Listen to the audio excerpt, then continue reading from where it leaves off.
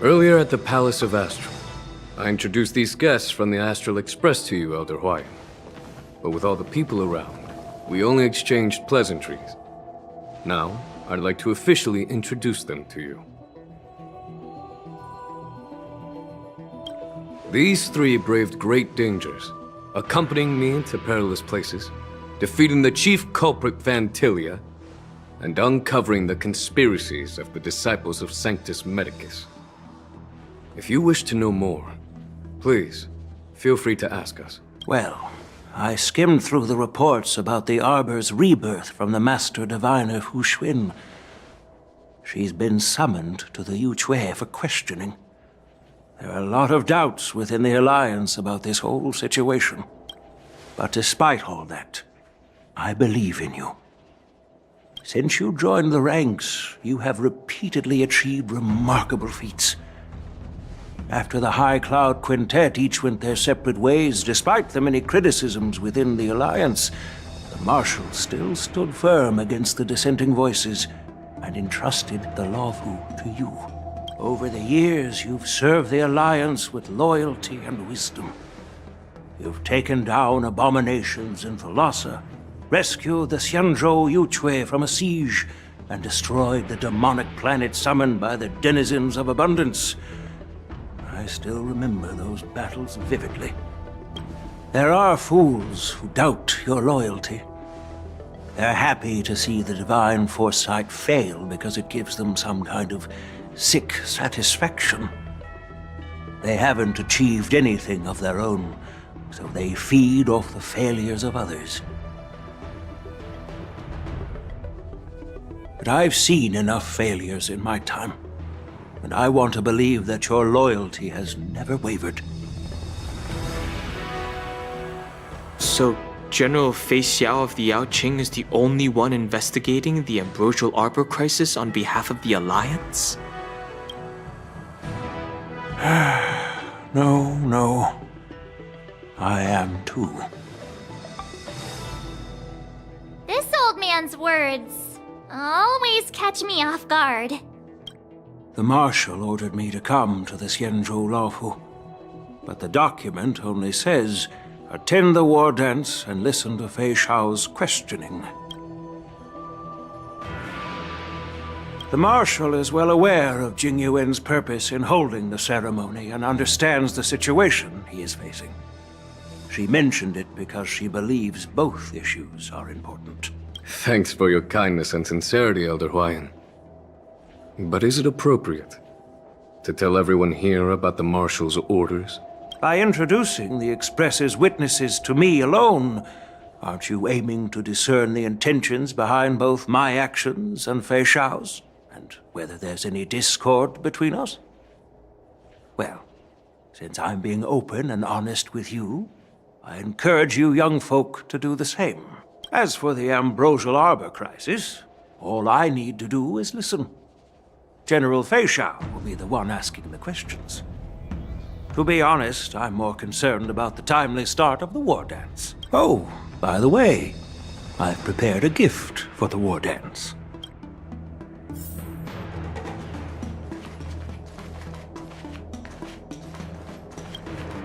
Yes, it's this case right here.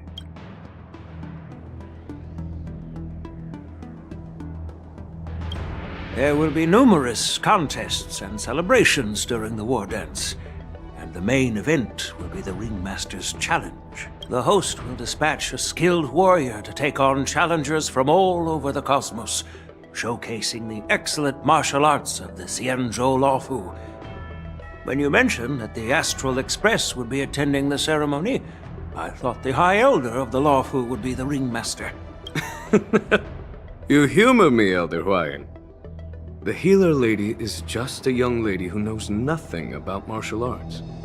How can I assign her as the Ringmaster?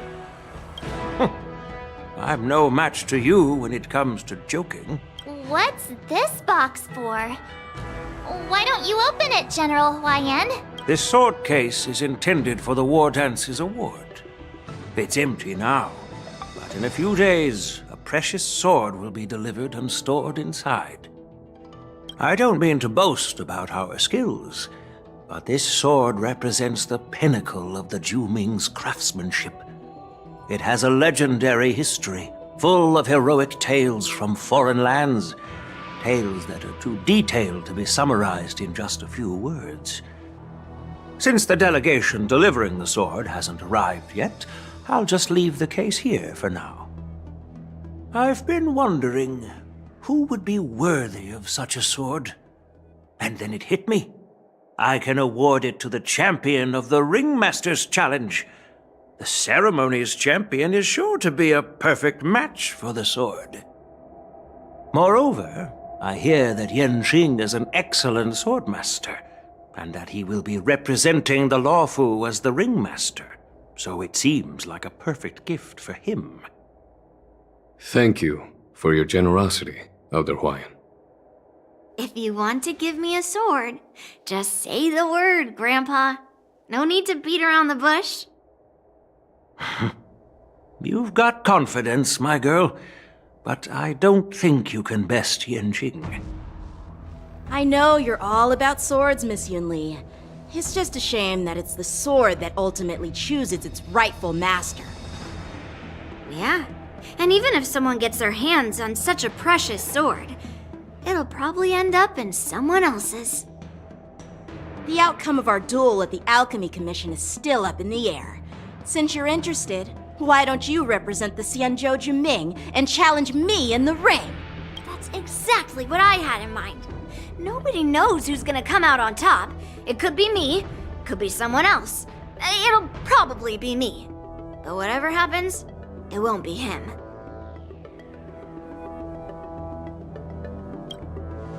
Not to be rude or anything, we've been watching their drama.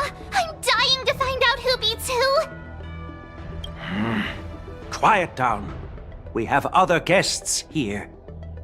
I've prepared this sword to add some excitement to the ceremony, not to have you two squabble. It's not a good look for the Alliance. While you both seem confident that you'll win, you need to remember there can only be one winner and one loser in the ring, which could lead to hard feelings. Actually, I have an idea. We don't know who the winner will be, and it might not be either of you. But if you're eyeing that prize, you'll need to work together. I want you to take on an apprentice who will take part in the war dance and win at least one match. How does that make sense? In my humble opinion, while a Cloud Knight is commendable by securing victories, it's even more so to pass on your skills and spread the way of swordplay. I'd be greatly pleased if this apprentice could represent the Express in the war dance by displaying their Cloud Knight flair and prowess. Well, Elder Huayan's idea is quite interesting. Imparting swordplay skills requires teamwork, and both the winner and the loser will learn a valuable lesson regardless of the outcome. The question is, whom should the two of them take as an apprentice? Huh? Who? Wait, me? I noticed just now that Miss March seemed quite interested in the outcome of your sword fight, so I thought, why not teach her the art of swordplay? Oh, wait. Are you serious, General? Why am I being dragged into this all of a sudden? I've never practiced swordplay before. I'm a total newbie. You really think I can learn it? Well, you'll probably realize I have no hope and give up on me. And that'd be so embarrassing.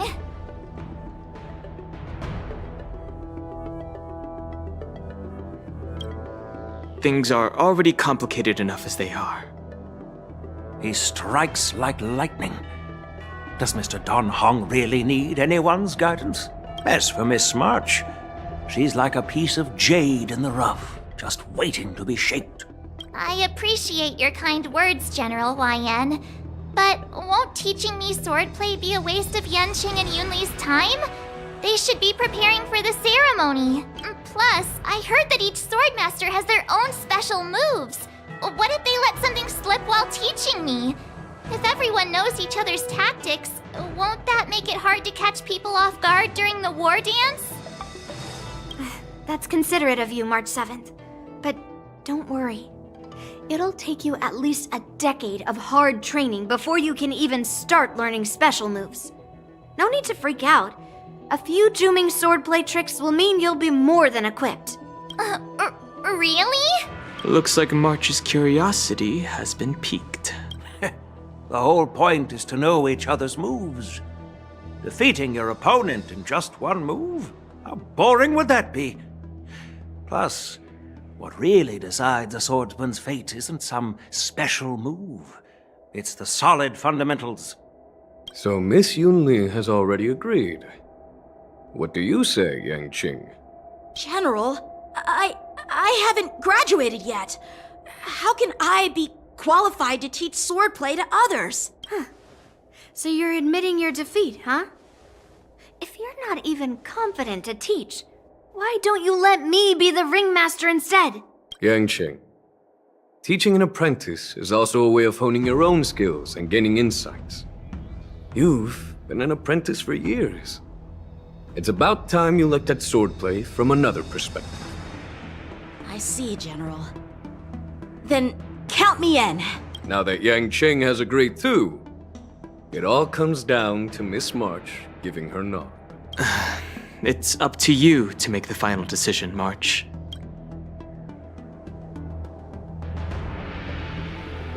At least that way, I won't have to worry about you accidentally shooting me in the butt all the time. Hey, I've never missed my target. Then I'm on board. Thank you for your kindness, General Huaiyan.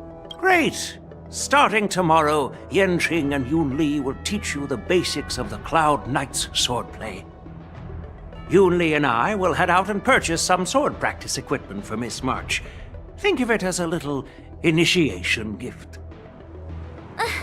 You're too kind. Wait, you're giving me a gift? Shouldn't it be the other way around?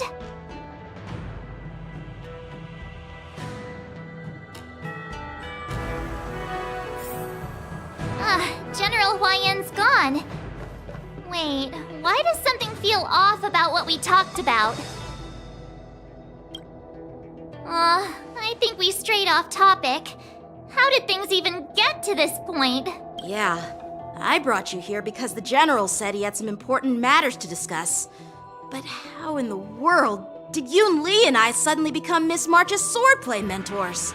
Because General Huaiyan wants us to stick around on the Luofu for some time. But from his point of view, we're no different from all the other tourists who may leave at any time.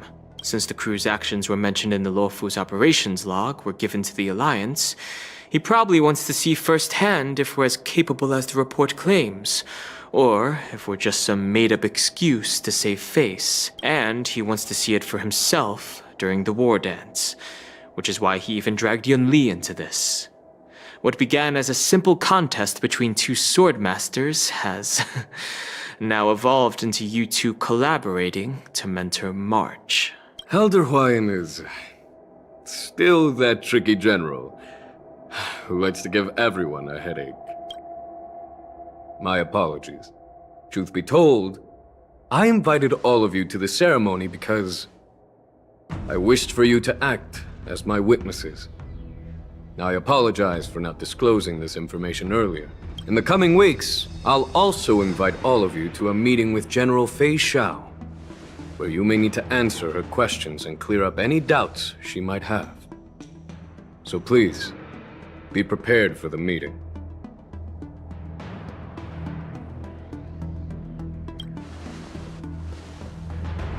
Don't worry, General. No matter what happens, I'm prepared to stay here as the Express's witness and answer any questions. Thank you, everyone.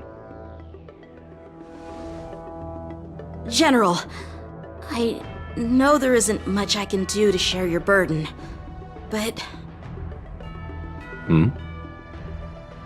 As the Luofu ringmaster, I won't let anyone defeat me in the war dance. I know.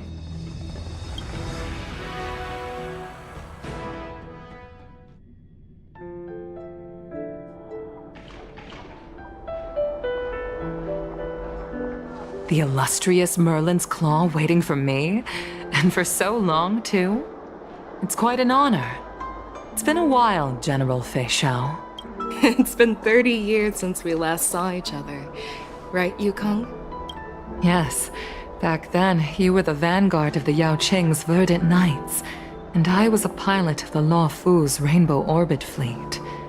Who would have thought that upon meeting again, you'd be a general, and I'd have given up flying? Really does feel like a lifetime ago. Well, I wouldn't say I haven't seen you in 30 years. After all, your great victories are announced through the Yellow Bell resonance system every day. So I'm well aware of your great feats. How's your health holding up? Still stable, I suppose. Do you still remember the medic who saved me in battle? That healer with the odd name and peculiar temperament. What was his name again? Was it Pichu? Or Kachio? Jiao Cho. He's been my retainer and personal healer, delegated by the Alchemy Commission from the Xianzhou Yao Qing.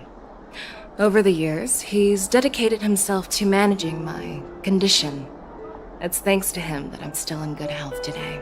Given my background, I'm happy to have made it this far. I'm relieved to know that you're safe and sound. Well then, since you and Elder Huayan are here, I imagine you must have received orders from the Marshal? As your friend, may I ask how the Alliance intends to punish the General of the Lawfu? The Arbor's rebirth has frightened the elders who lurk behind the scenes. They fear the resurgence of abominations, much like what happened 30 years ago. Although the reports from the Lawfu explained all the details, we don't know if the Ruin Legion really invaded, or how exactly the Stellaron Hunters and the Astral Express became involved. This puzzle has many missing pieces. As you know, the fugitive Jing Liu, who mysteriously disappeared many years ago, has resurfaced.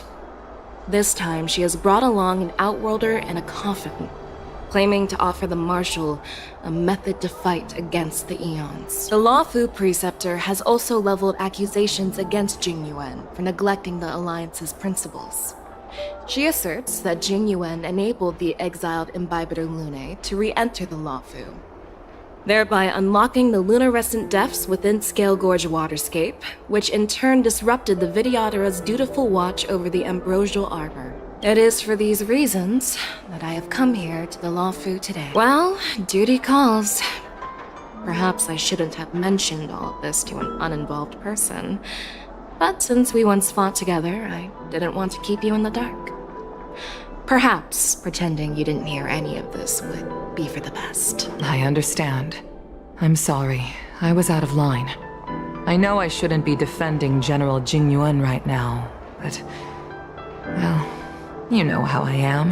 The Lawfu has enjoyed centuries of stability since the end of the sedition of Imbibitor Lunae, much of which can be attributed to General Jing Yuan's masterful strategizing. Unfortunately, for long-life species, enduring through the ages always culminates in a failure that undoes all previous achievements. A moment that our adversaries relish. That's true. And that's why I'm also here for another purpose. To visit Hule. Hule? You mean that Hule? The Borisin warhead? The same Hule who has been imprisoned in the Shackling prison for over 7 centuries? The nemesis of the Foxians who will never be forgiven and shall be imprisoned until the end of the cosmos.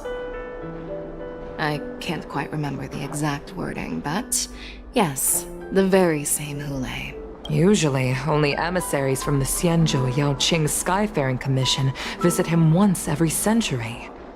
Why do you have to visit him now, of all times? The Foxians and the Alliance made a pact to combat the abominations, aiming to achieve justice and free their kin. That werewolf monster is to be forever imprisoned in the dark recesses of the Shackling prison, facing unending retribution. Given the situation on the Lawfu, those on the Yao Qing are concerned about Hule's imprisonment. I'm afraid that the routine visit every century is no longer sufficient to ease their concerns. That's why I was sent here, to reassure them.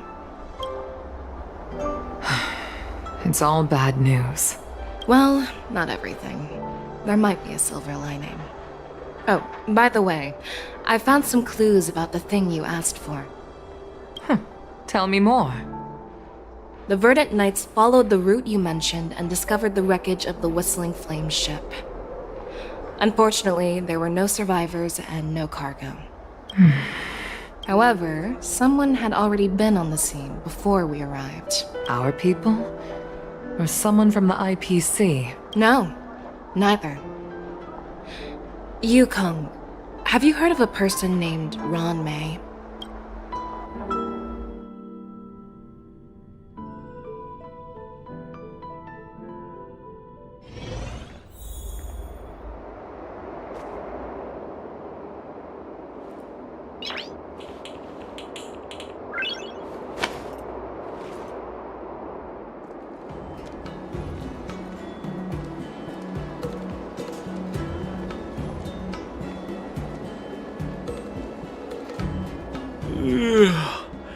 I'm still feeling sleepy. Did I oversleep? Where did March and Donhung go?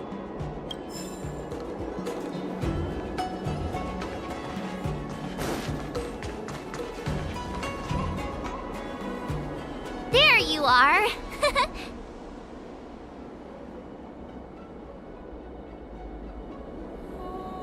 You haven't forgotten about our promise to General Huiyan, have you? I woke up especially early so I can start teaching Miss March swordplay. Hey, why are you blushing, Master Yanqing? This is, the first time someone has called me Master. I need to, get used to it. Let me make it clear. Swordplay training is about improving your body, mind, and strength. It's not a casual game you can master overnight. I promised General Huiyan that I'd teach you Cloud Knight swordplay, so you can participate in the war dance and defeat at least one opponent. I'll do my best, but if you break your master's rules... Is it too late for regrets? I'm already regretting my impulsive decision. Honestly, I'm not sure what I'll do either, because I've never been a teacher before. So, Miss March, please behave and don't skip classes. Or complain. You need to toughen up and train her properly, Master Yanqing. Don't go easy on her. You're so heartless. By the way, where's Yun Li? I've found a quiet spot in the back garden of the Palace of Astrum for our first lesson together.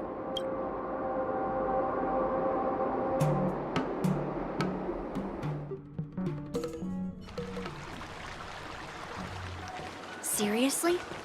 It's the first day and you two are already late? Why is everyone on the Luofu so laid back? So disappointing. Master Yun Li, you're already here. Sorry for keeping you waiting. Oh, wait. Were you trying to teach her in secret?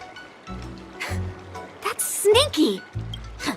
I'm just showing you what Luofu etiquette is all about. She might be my apprentice, but it's customary for the master to personally escort their apprentice to the place of learning. As the host, I'll be teaching Miss March the essence of Luofu swordplay, after which she'll emerge victorious in the war dance ring. You won't be complaining about Luofu swordplay then. Stand aside, rookie.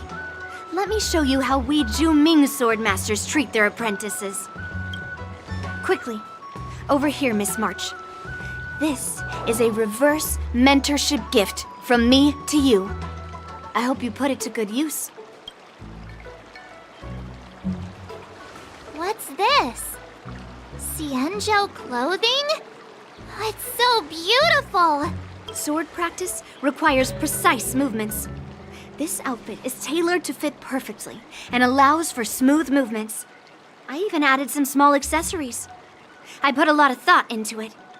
You're awesome, Master Yun Li! See? See? How can you compete with me? I'll teach March 7th the essence of Zhu-Ming swordplay so she can win the contest with my sword skills. Actually, I've prepared something too. Huh?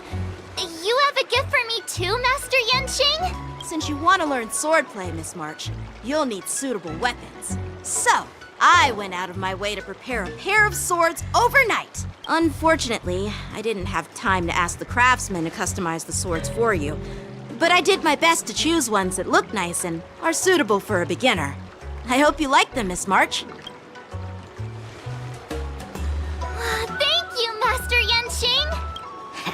Bet you didn't see that one coming, did you, Yun Li? The real competition is just getting started. I'm so lucky to have two great masters. But why does it feel like things are getting a bit weird?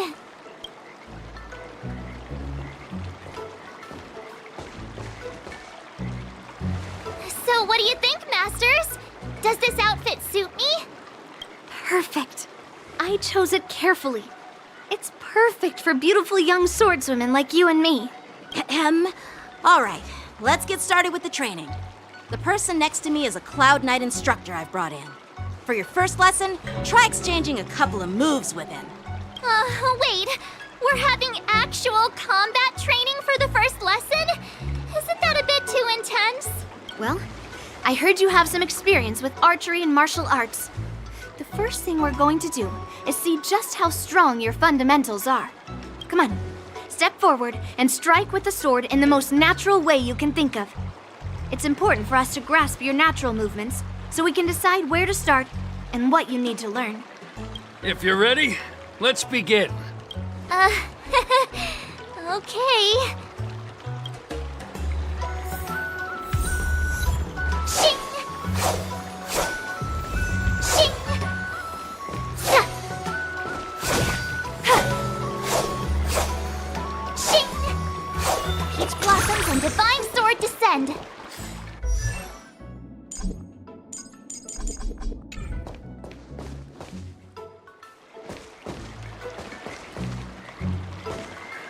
Are you ready? Yeah, I'm ready. But please go easy on me. Then I apologize in advance, Miss March. I could take 10 of you.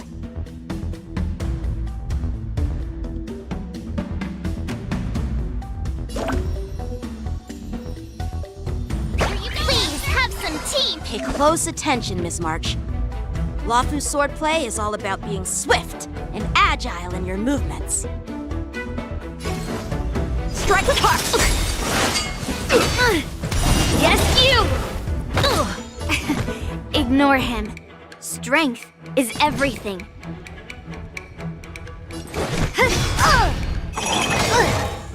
Right on time. Like this? Well done!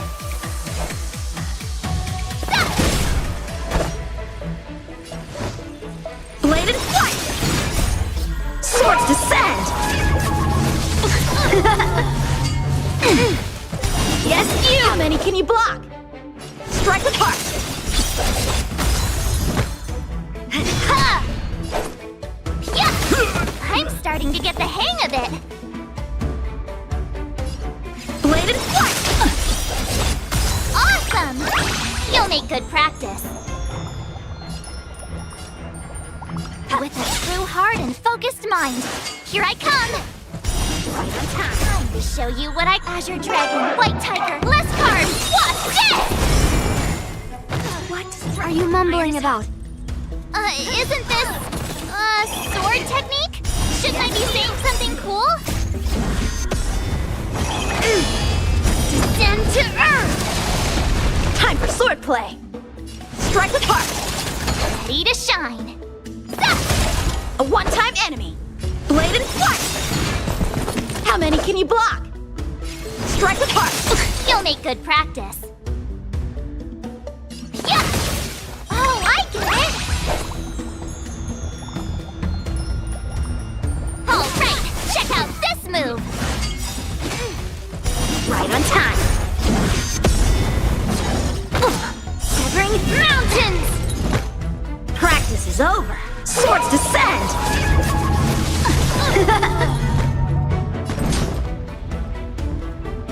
Ha! Bladed flight! Yes, you!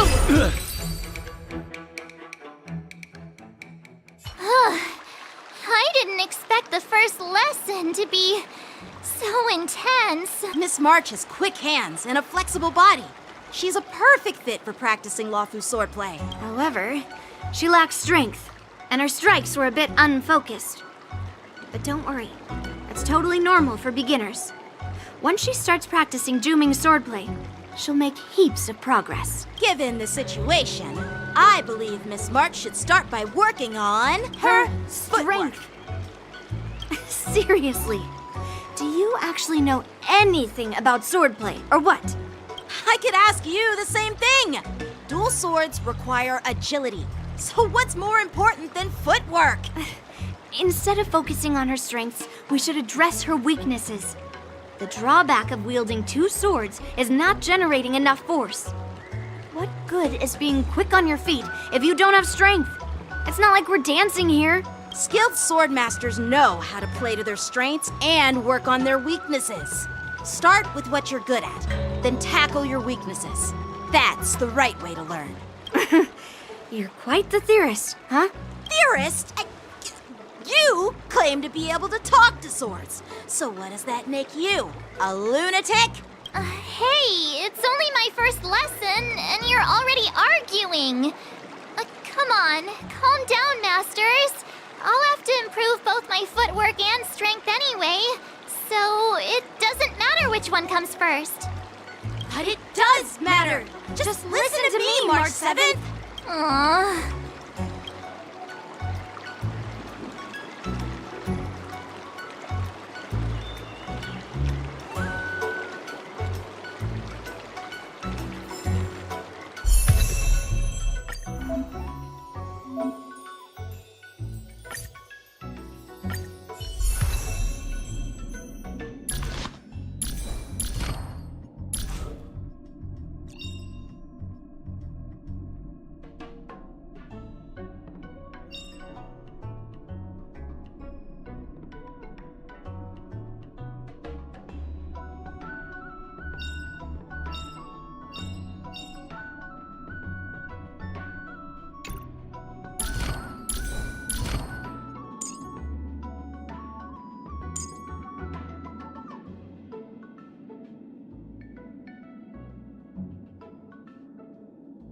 You can never have enough skills.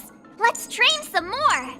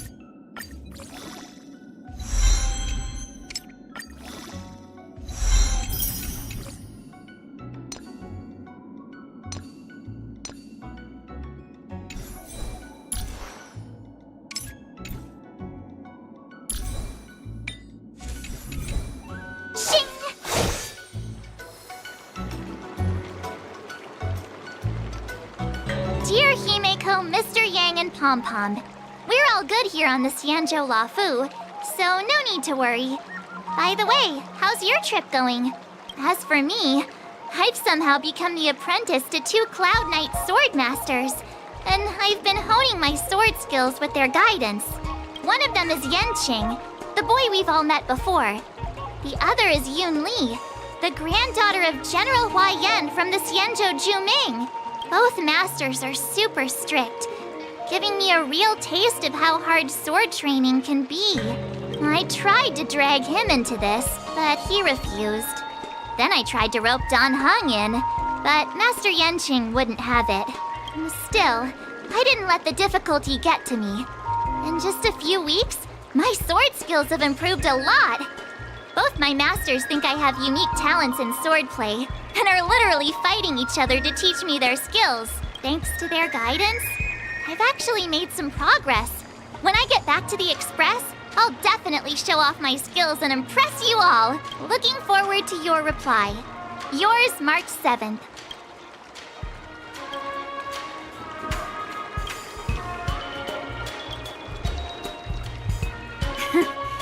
Well done! Let's call it a day.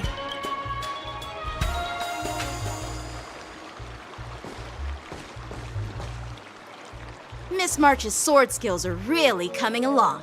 She'll hold her own just fine in the war dance.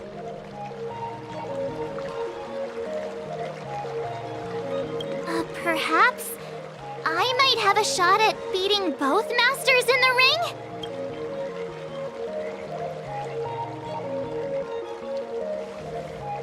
Oh, get real. You've only been practicing for a short while. How could that possibly happen? With your talent, Miss March, if you dedicate a few more decades to training, you might eventually be able to defeat Yun Li. Decades? But I'll be an old lady by then. No. Can you believe it? March 7th has actually become a pretty decent swordmaster in such a short time. Now I understand why Grandpa always had a grin on his face while training me. Are you sure he wasn't laughing at you? Oh, shut up! It's all thanks to your amazing guidance, Masters. Miss March, you're really getting the hang of wielding dual swords. If you're keen on advancing, trying out different Xianzhou blades could improve your touch. Let me see. Which sword is the most powerful? Single sword? Great sword? Or maybe a flying sword? There's no such thing as the most powerful sword. It's all about the skill of the swordmaster. Yanqing wields several flying swords, while I only wield one. But remember how I kicked his butt at the Alchemy Commission? First, you didn't kick my butt. Second, you'll never kick my butt. Third, how about we settle this right now and see who kicks whose butt? Yeah, I'm up for that. And if I kick your butt, you'll drop out of the war dance. Deal? Why are you two arguing again? I thought things had been improving between you lately. There was talk that the leading disciples of the Luofu and Juming generals were supposed to face off in the war dance, but for some reason, they suddenly teamed up to train an apprentice of their own. Turns out, the rumors are true.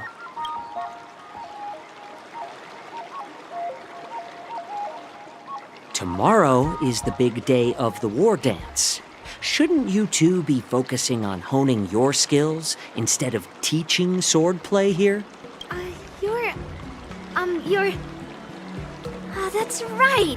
You're the pink-haired fox from the Yaoqing!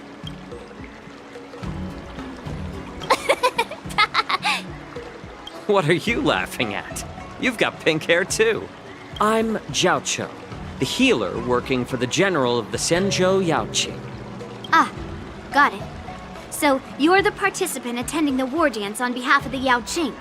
And you were trying to sneak a peek at our training? Sorry for the misunderstanding. I don't know anything about martial arts. I'm just here on the general's orders to take care of some official business. I didn't mean to interrupt your training. I'll be on my way. nothing about martial arts. Why were you smirking earlier? Well, my curiosity got the better of me, I suppose. When I heard Miss March's pondering about what to learn, I couldn't help but wander over. From my professional experience, cleavers, slicers, chopping knives, and carving knives are all just tools. Kind of like frying, sautéing, boiling, and deep frying in cooking. They're just ways for people to show off their skills. How you use them really depends on the ingredients you're working with. It's like your sword teaching methods. If you align your ingredient, in other words, your apprentice's natural tendencies, with the right cooking method, by which I mean the teaching method that best suits her, she'll make double the progress in half the time. For example, golden eggplant tastes best when fried, cloud peppers when stir-fried, and yellow boulder beef when simmered. It's all about discovering the nature of the ingredients. Apprentice. All this talk about food is making me hungry. Aren't you a healer? Why are you talking about food? Well, it's just a metaphor. The medicinal school I follow on the Xianzhou Yaoqing is called the Rancha School, that specializes in food therapy. So it's only natural that I know a thing or two about cooking. So, you're the General's cook? I'm a healer. But anyway, a cook who isn't interested in health doesn't make for a good advisor. Fine. Call me a cook if you want. Seeing the way you're looking at me, it's obvious you think I'm just some feeble academic who likes to blabber on about martial arts. But, in reality, I know a thing or two about killing. After all, the art of healing inherently encompasses both life and death.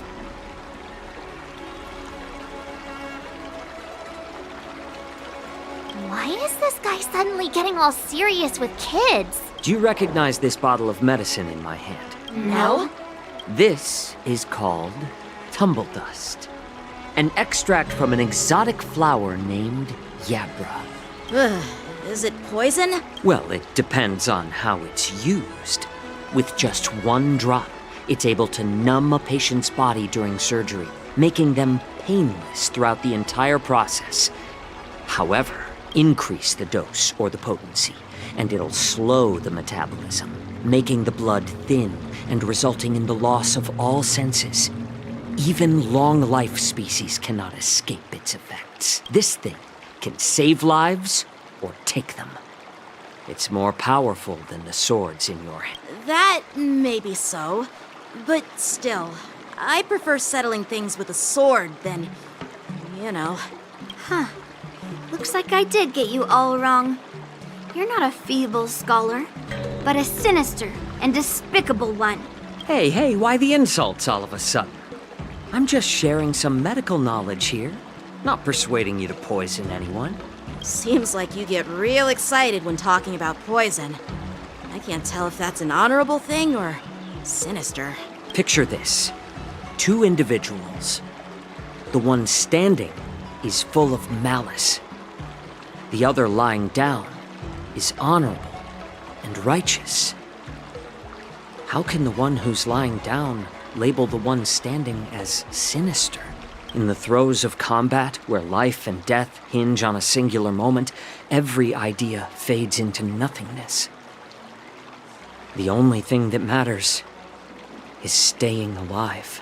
Surviving the battlefield reshapes all notions of worth, be it integrity or treachery. In my eyes, their significance is negligible. Perhaps you've underestimated Yunli and me, Mr. Jiaoqiu. We may be young, but we've seen our fair share of war. Well, then you should know that the war dance is nothing more than a contest. So why are you so focused on it? When I was appointed as the ringmaster for the war dance, I asked the general, we Cloud Knights are supposed to charge into the fray and slay enemies. Why do we have to swing swords in a ring just to please an audience? And this is how the general replied. To unsheath your sword in a ring is no different than on the battlefield. As your sword reveals the might of all Cloud Knights, the war dance is the perfect chance to showcase martial virtue and forge alliances from all over the cosmos.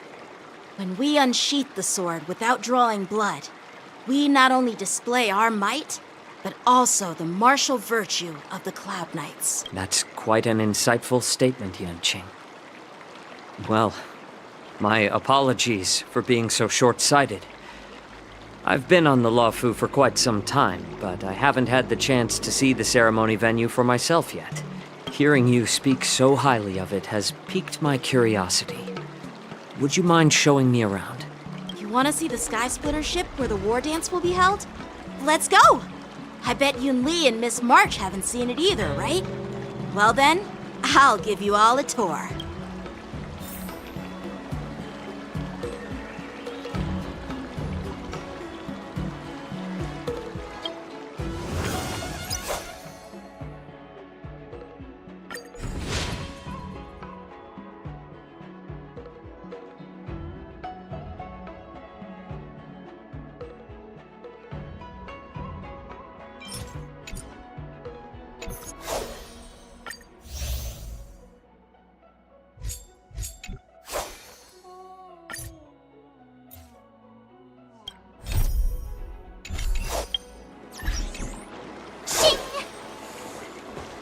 Let's go.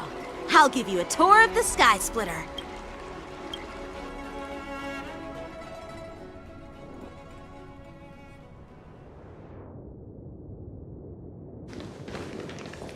Looks like a lot of other visitors have also come to catch a glimpse of the Sky Splitter.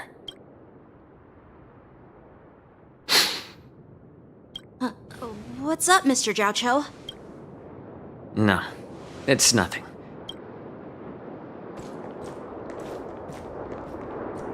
Do you see that airship in the distance? That's the Sky Splitter, the venue for the war dance ceremony. It doesn't look all that impressive from this distance. The Sky Splitter is actually a decommissioned Luofu military vessel. People aren't allowed on board until the war dance officially commences. Tomorrow, when the bell rings and the ceremonial cannons roar, I'll be there representing the Cloud Knights of Xianzhou Luofu, standing in the ring, ready to take on challengers from all over the cosmos. Since I was a kid, I've been training in swordplay and the art of war under the General. Every day, I'd swing my sword 10,000 times, and then thrust it 10,000 times, repeating the process over and over. I understand that I'm not like other kids. I never envied the toys and freedom they all had. I never found sword practice boring or hard, even in the thick of battle. Facing down savage abominations, I never felt scared. Each day, I could feel myself getting stronger and stronger, and I racked up countless victories. It's the best feeling in the world. But then, I faced a really tough opponent, and just one slash shattered my confidence into 1,000 pieces. That's when I felt true fear for the first time. Maybe that's what Mr. Zhao Cho meant by life and death hinge on a singular moment. Every idea fades into nothingness. After that, I had to pick up the pieces and try to put myself back together. But no matter how hard I tried, I couldn't seem to find my old happy self again. I often ask myself, why do I wield my sword? If defeat is inevitable, why do I continue to fight? Is it to reclaim the joy of victory? To meet the General's expectations? Or to secure my honor among the Cloud Knights? While the General could teach me the art of swordplay, he couldn't teach me why I should keep on going. He said the reason must come from within myself. I've been struggling to find that reason. But after talking with you, Mr. Zhao Chou, I think I already have that reason in mind. As a member of the Cloud Knights and the General's apprentice, I've had a weight on my shoulders. And I know there's still more to shoulder. But when I wield my sword, it feels like I'm letting go of everything. I love the feeling of giving it my all, facing any obstacle in front of me, pressing forward. That's why I wield my sword. Oh, Yanqing. So young, yet so grown up. By the way, how old are you exactly? Age doesn't really matter. All sword masters will understand how I feel. I get it. Looks like all the kids on the Luofu live tough lives. So, how about you, Miss Yunli? It's not polite to ask a girl her age, no matter which Xianzhou ship you're on. I'm not asking your age. I'm asking if you have a dream like Yanqing has. You don't talk like a cook. You sound more like a TV host or something. Need I repeat myself again? I'm a healer. Well, I don't have a dream like Yanqing does. The only reason I'm participating in the Ringmaster's Challenge is because I made a promise to my grandfather that I'd win the precious sword he's contributed to the war dance. Sounds like that mind of yours is just filled with swords. I bet you've got nothing better on your mind. My father was a craftsman on the Xianzhou Juming. Because of his foolishness, many innocent people fell victim to the cursed swords he forged. Since I was a kid, it's been clear to me that not everyone deserves to have a weapon in their hands. Giving them a sword is no different than being cruel to the innocent. So, whenever I come across someone unworthy of a sword, I can't help but want to take it away from them. Given that Yanqing is the war dance ringmaster, I'm stepping up to challenge him. To ensure the precious sword doesn't fall into the hands of an unworthy master. Hey, what do you mean by an unworthy master? I see. It's not easy for kids on the Juming either. Well, it's better to have a reason for wielding a sword than to be lost and confused. I've saved countless Cloud Knights in my life, and there are plenty of exceptional warriors, just like the two of you.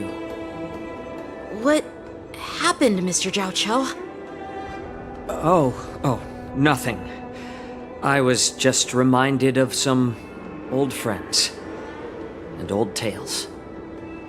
Judging from my professional perspective as a healer, both of you possess remarkable vitality.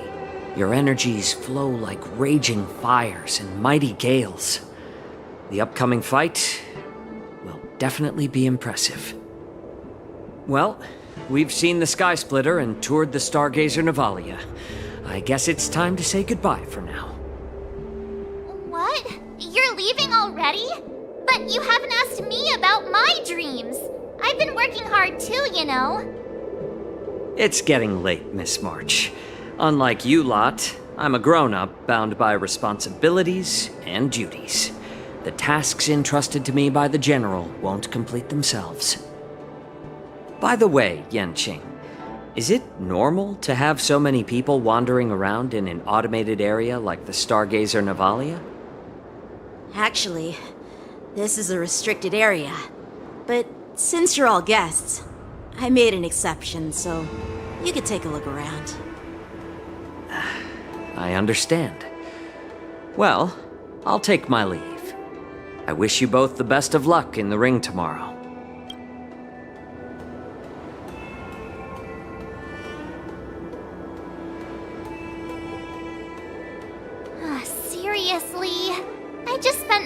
much time thinking about my dream that he didn't even ask me. Now that we're done with our tour of the Sky Splitter, shall we continue with our training? Why don't we take a day off? What? You want to secretly practice swordplay by yourself? Dream on. You know cramming before a fight never works out. For some reason, seeing the Sky Splitter has boosted my confidence.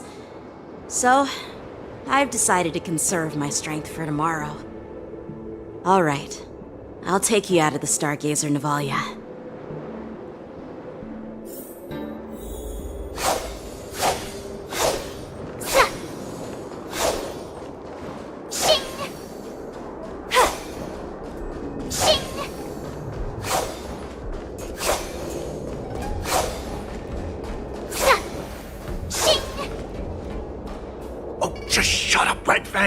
This is not a beast ship. I need some time to take care of things. You willingly donned the skin of a lowly beast to join this mission, dedicating yourself to our glorious cause. And now you're telling me you can't handle it? Do you realize how many ships we need? I'm doing my best, all right? It takes time to figure all this out. When the guns go off tomorrow, all eyes will be on it. That'll be our only chance. How's that? Who's there?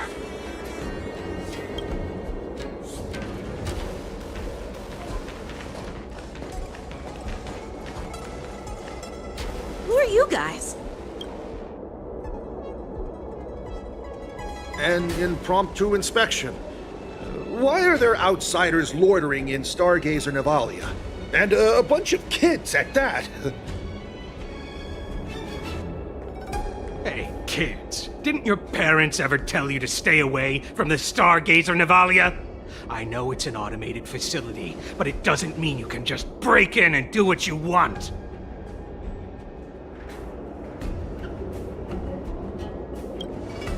First of all, I'm an adult.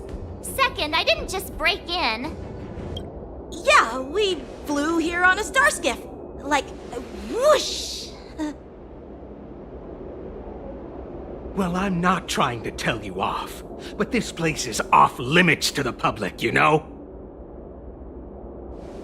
Big sis! Let's go!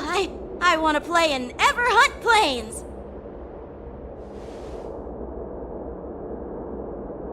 Huh? Ever hunt planes? Yeah, sure. Big sis will take you there.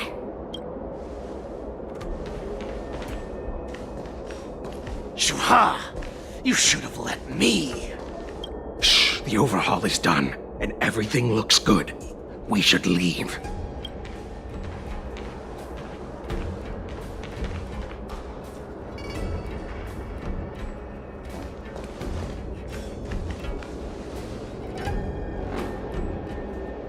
Could you repeat what you just said, Yanqing? What did I say? Big sis, let's go. I want to play in Ever Hunt Planes. Come on. Can't you read the room? Something is definitely off about the 3 people we just met. Yeah, anyone could see that. I just wanted to hear you say it again. That pink-haired fox tried to say something. I'm pretty sure he sensed something fishy. Since he's not familiar with this place, he just dropped us a hint. But you didn't seem to be paying attention at all. I knew that from the beginning.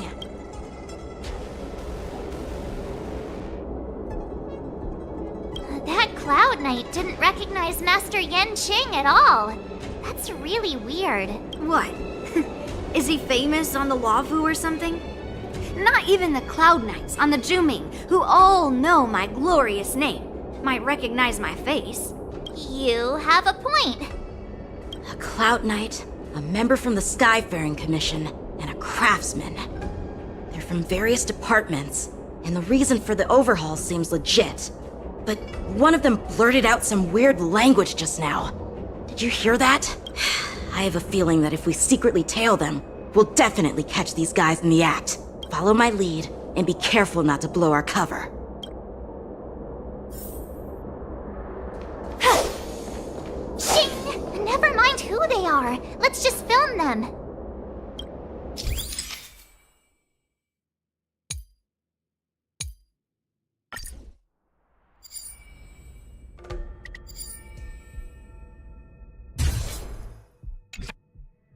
should have just killed those lowly beasts. Those little brats won't take up much space. There are boxes all over this place. Just dump them into one and no one will notice. Cut the theatrics, Grulock. Even the slightest slip-up could interfere with Lord Moktok's plans. So where are we heading next? To check the freight skiffs. We've got a lot of preparations to do. Also, don't forget to take those crates with you. Weapons, supplies. We've got to be well prepared. Otherwise, we're screwed. So, are they smugglers? What exactly are they up to? I have no clue. They seem to be moving those crates. I've got an idea. We can hide inside the crates and follow them.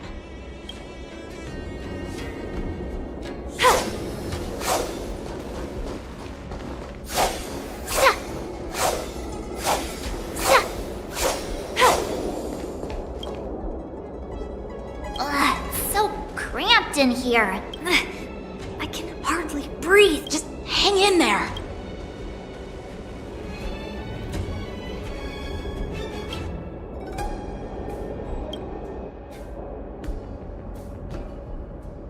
Let's just put the cargo here for now, all right? Then we'll move on to inspect the ships. Lord Moktok said that as soon as we're done, we're to board the freight skiff and leave this place. Don't worry, I've changed the shipping schedule. You two, come with me. Is it just me? I keep smelling that stench of lowly beasts everywhere we go. Don't be so paranoid. Looks like they're planning to escape on the skiffs in Stargazer Navalia. They keep talking about their plans, but where do they come from? And what do they want to do on the Xianzhou? They're definitely up to something bad. Wait, they disappeared! Let's catch up to them.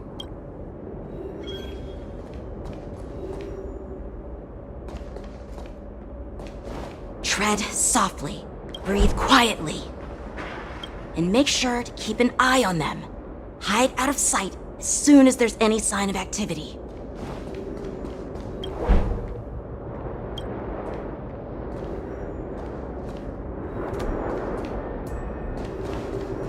Watch out!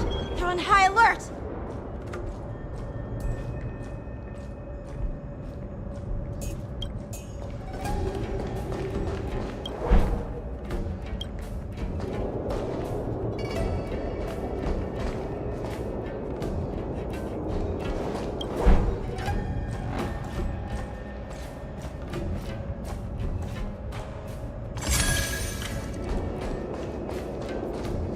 Don't be so paranoid.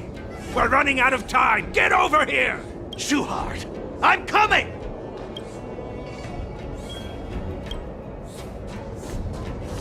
They're leaving. We should catch up to them. Quickly!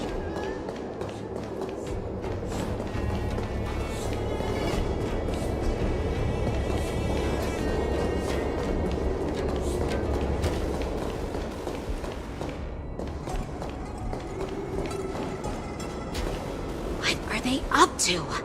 They're all wearing official uniforms, but I'm pretty sure they're not members of the Skyfaring Commission, the Artisanship Commission, or the Cloud Knights. This is way too suspicious. Never mind who they are. Let's just film them. That way, if they do anything bad, we'll have solid evidence against them.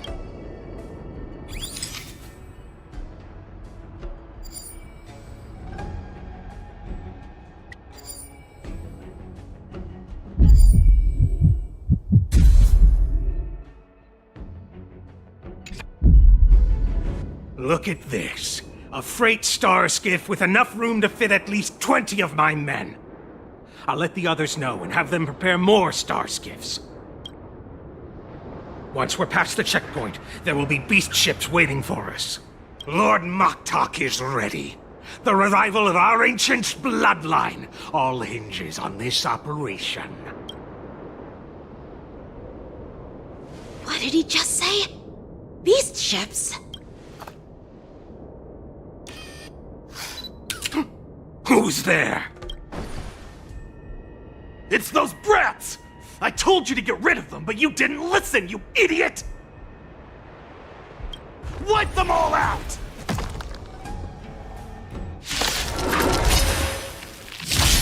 Borison? There's more to life. Hadusa! Die, you lowly beasts!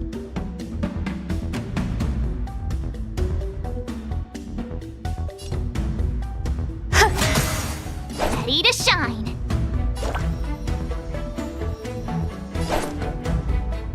Here you go, Master! Joining the battle!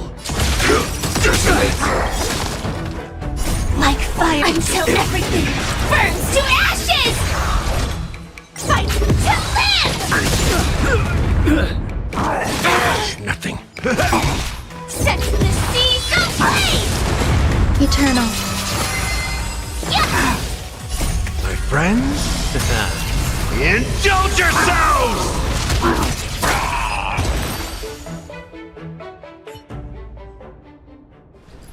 How is this possible? How did these Foxians change their appearances like that? They're not Foxians at all. They revealed their true form. They're Borison, just like the bandits I defeated on the IPC ship. Wait, that means...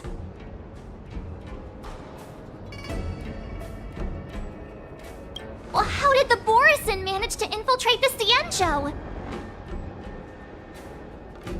It's not just a simple disguise of wearing our clothing and shaving their whiskers.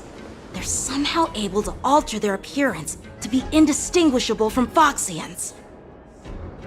They even have official IDs for the Skyfaring Commission, the Artisanship Commission, and even the Cloud Knights? Let me check this fake Cloud Knight's tag. Maybe it'll give us some clues. Lujun, an officer of the Patrol Defense Squad? Wait! What's the matter? I encountered a patrol officer named Lujun before. It was a few weeks ago, when we were transporting the Borison prisoners. If they can forge official identities and move around the Xianzhou without raising suspicion... Oh no, this is bad. Even worse. If you find one cockroach on the Express, it usually means... There are more Borison hiding on the Xianzhou. I bet their plan is much bigger than just stealing information. We've got to report this to the Seat of Divine Foresight.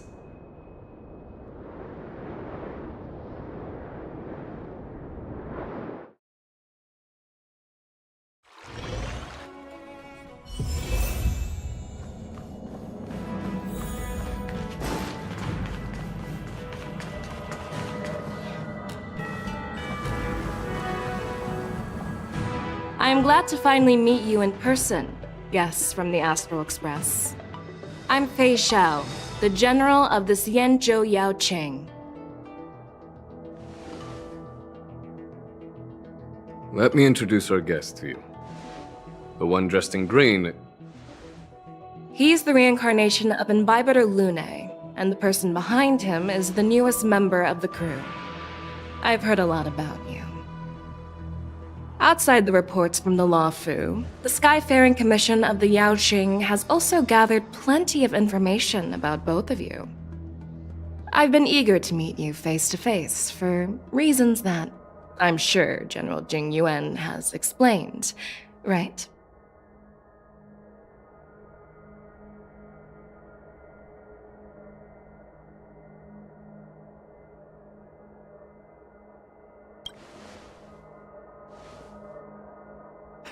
Straight to the point.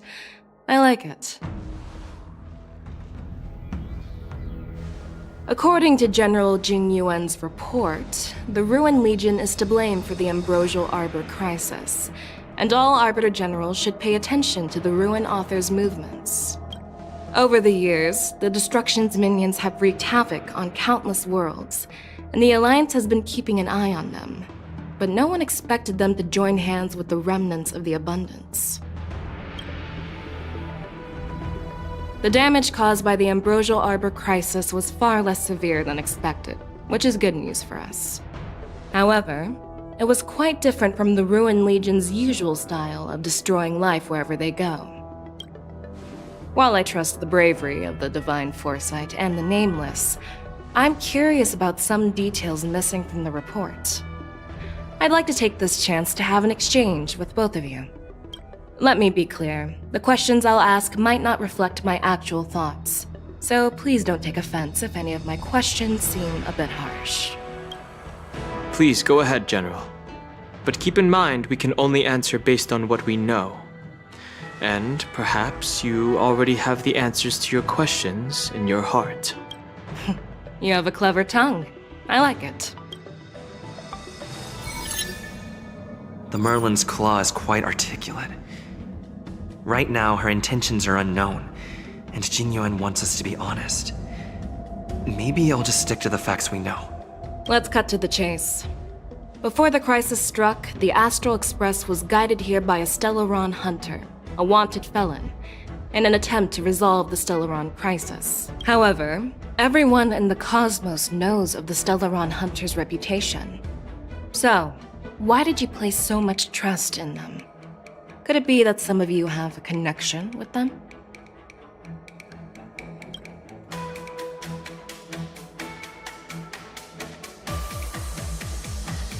Rumor has it that Elio, the leader of the Stellaron Hunters, possesses the power to see into the future. He foresaw that the Xianzhou and the Express would have important roles to play in the war against Nanook. That's why we were lured here to the Luofu, to deal with the Stellaron crisis and fulfill the prophecy. General Jingyuan believes in this prophecy too, as mentioned in the report. I'm curious why you didn't question it at all.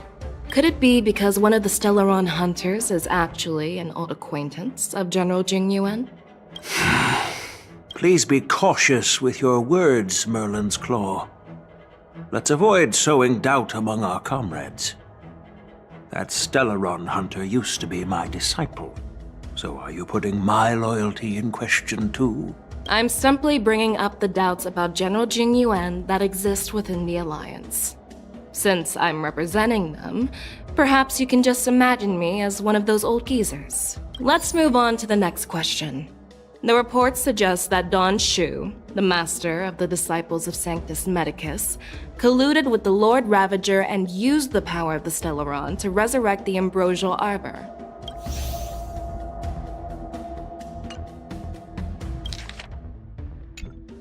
But here's the thing.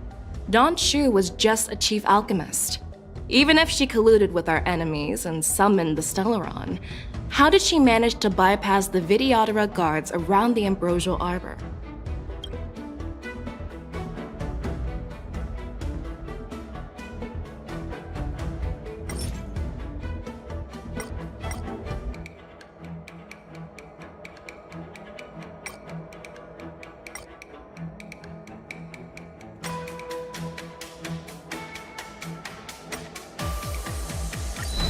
Could you please give us another chance? No problem.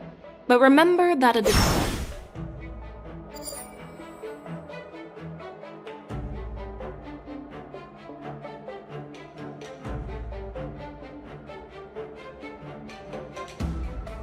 Apart from the Luofu, there are many other worlds suffering from Stellaron corrosion. For example, Eurillo 6, the world that the Express stopped at before reaching the Luofu, was one of them. To the Express, Stellarons act as roadblocks on the Silver Rail and pose risks to the warping process. And that's why dealing with Stellaron issues is part of the duty of the Nameless. Ah, I've heard about those problems caused by Stellarons. The Express connects various worlds, so it makes sense for you to take care of this. The cosmos is a mess, and the trailblazers are just doing their best to fix it. I understand. Let's move on to the next question. The report suggests, but here's the thing. Don't...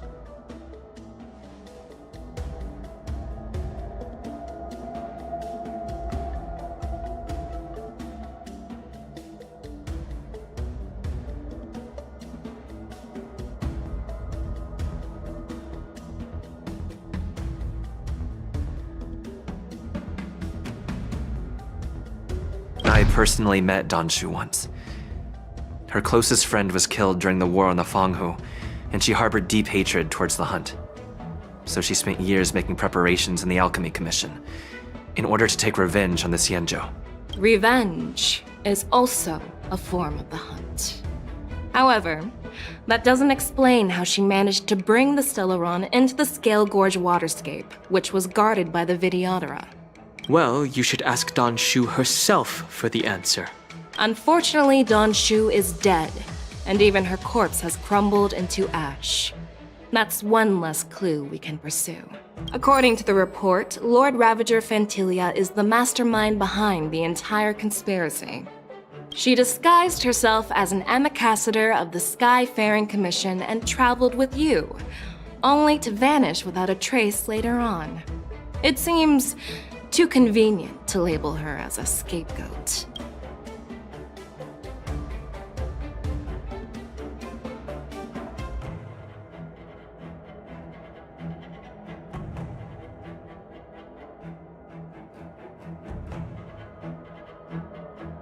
We were working with Diviner Fu, and she also witnessed Fantilia's true form. You're not going to doubt one of your own people, are you? Of course not. We can trust the testimony of Master Diviner Fu Xuan. However, even if she saw it with her own eyes, we can't completely rule out the possibility that she might have been deceived. After all, it's suspicious how the culprit just bizarrely vanished. Oh, it seems that your answers have addressed all my questions. Generals, I am finished with my questioning. So, what do you think, General Feixiao? Have the doubts in the report been cleared up? The two nameless have been honest in their answers. Even though there are some tricky details, my intuition tells me there is nothing wrong. However, the 3 questions I posed earlier were not just for the nameless, but for you too, General Jingyuan. First, the disciples of Sanctus Medicus grew uninterrupted on the Law Fu, yet the 6 charioteers were not aware of it. That was a dereliction of duty.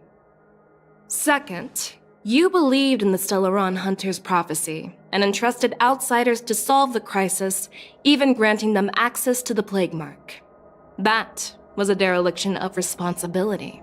Third, you insist on holding the war dance right after the Ambrosial Arbor crisis, putting the Lawfu back in the spotlight. That is a dereliction of wisdom. Merlin's Claw. Is this your line of thinking, or the 10 Lords? From the moment I walked in, I made it clear that the questions I'd ask might not reflect my actual thoughts. The disciples of Sanctus Medicus were deeply rooted and had been plotting for a long time. I admit it was my negligence for not noticing it earlier. As for the Stellaron Hunter's prophecy, I didn't believe all of it, but in the end, the Law Fu did survive the Ambrosial Arbor crisis. So, I think it's safe to say that Elio's prophecy about the future holds some merit. And as for the war dance, do you think I'm unaware of the risks? However, risks can also be opportunities. The Law Fu has lain low for too long. I believe it's time to stir up the dregs hidden in the depths and wash them away once and for all. Just as I expected from our sophisticated divine foresight. You have a way with words. I like it. But, unfortunately, ever since the report was submitted, the Alliance has been filled with rumors and speculation. Even within the Law Fu, there are people accusing you of neglecting your duties, resulting in the Ambrosial Arbor's resurrection. So what are your thoughts on all of this, General Feixiao? As a fellow Arbiter General, I fully understand the difficulties of this position. Personally, I think all these rumors are meaningless drivel. Across the sea of stars, the divine foresight knows better than anyone else what happened on the Law Fu and the meaning behind it. Just as what happened on the Xianzhou Yaoqing recently. You mean the Xianzhou Yaoqing is also... The scouts of the Verdant Knights have sent back reports that Borisin are making trouble again. The Borson packs that were once divided and scattered have started swallowing each other up, forming larger and larger packs. Moreover, there's an entity named Mongus behind it all. An entity? According to the report, this entity isn't actually a Borson. It's a woman claiming to be the messenger of the Master of Immortality. She's described as having 12 faces and 12 pairs of fangs, as cruel as poison and as elusive as quicksand. The Borson believe she'll give them a chance to rise again. That's Fentilia. That's right. You're lucky that I'm the one who came this time. If it were the Patina Justice or the Seer Strategist, this conversation might not be so friendly. I've always had faith in my instincts, so I don't doubt your good intentions. But the Alliance has its fair share of questions and doubts about the Law Fu. So, my plan is to come up with an acceptable answer to satisfy the Alliance. What's in this plan, General Feixiao? General Jing Yuan, you already know what has to be done. But since you don't want to be the bad guy, I'll take care of it for you. You need the final word from the Ten Lords Commission to quell any doubts. And for that, I'll have to ask the two Nameless to visit the shackling prison. No, I'm not imprisoning you. While you're there, I'll ask a judge in the Ten Lords Commission's Interrogation Division to record a detailed testimony with the karmic mirror from both of you. We'll fill in the gaps that weren't covered in the report, and silence any protests within the Alliance. I'm okay with that.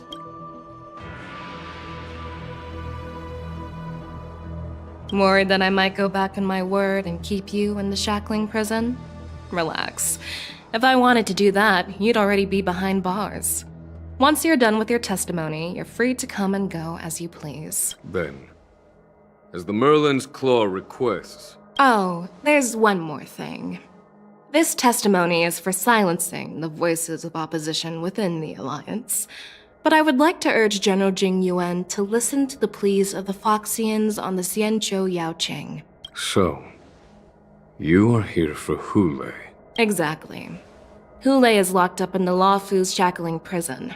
Since he is the broodlord of the Borson, I want to transfer him onto the Xianzhou Yaoqing and imprison him there. The recent movements of the Borson suggest they're planning something big, so we must act preemptively. It makes sense to have the Foxians keep an eye on their arch-nemesis. Since you trust my judgment, I'll repay that trust. What do you think about all this, General Huayan? I was worried this would turn into a heated argument, but it seems like both of you are on the same page, solving each other's problems. I couldn't have asked for a better outcome. And as for Hule, I'll send my Lieutenant Zhao Chou and Moza to check on his condition in prison and ready him for transport. If there are no more questions, shall we get this started?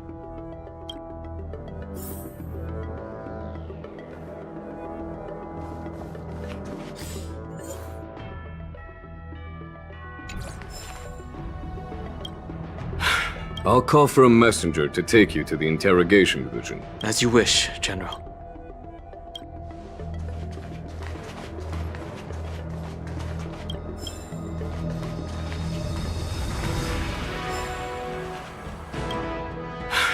I'm really sorry about all this. I'll call for a messenger to take you to the As you wish, General.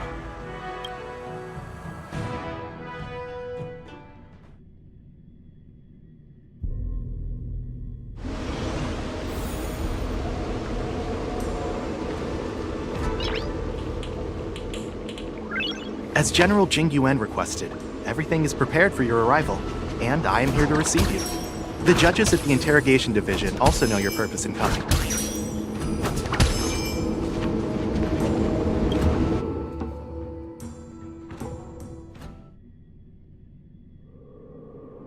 The shackling prison.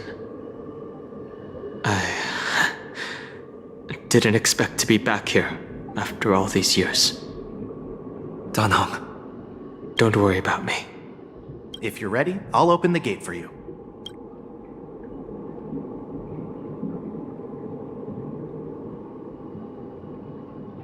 Well, technically, the shackling prison is spread out across multiple delves, and the ancient sea is just where they overlap. Please, come on in, dear guests.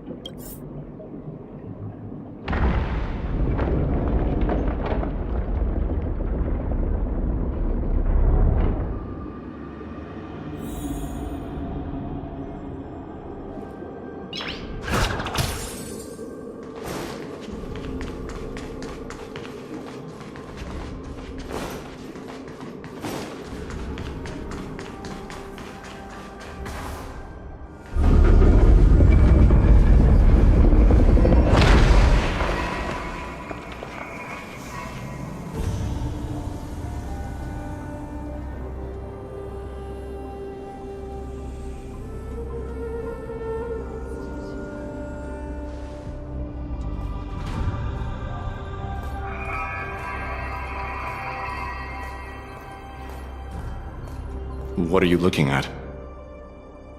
The shackling prison on the Luofu is completely different from the one on the Yaoqing.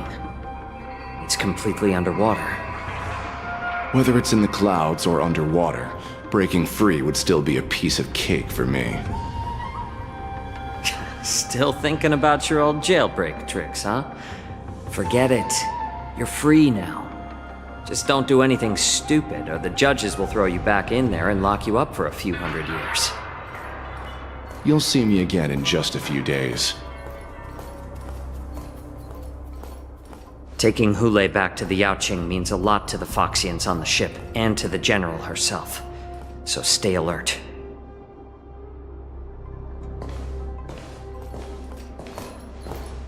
Guests, my name is Shui Yi, and I'm here on orders from the Incarceration Division of the Ten Lords Commission. We're Jiao Cho and Moza. General Feixiao sent us to extradite the Borisin criminal Hule to the Yaoqing.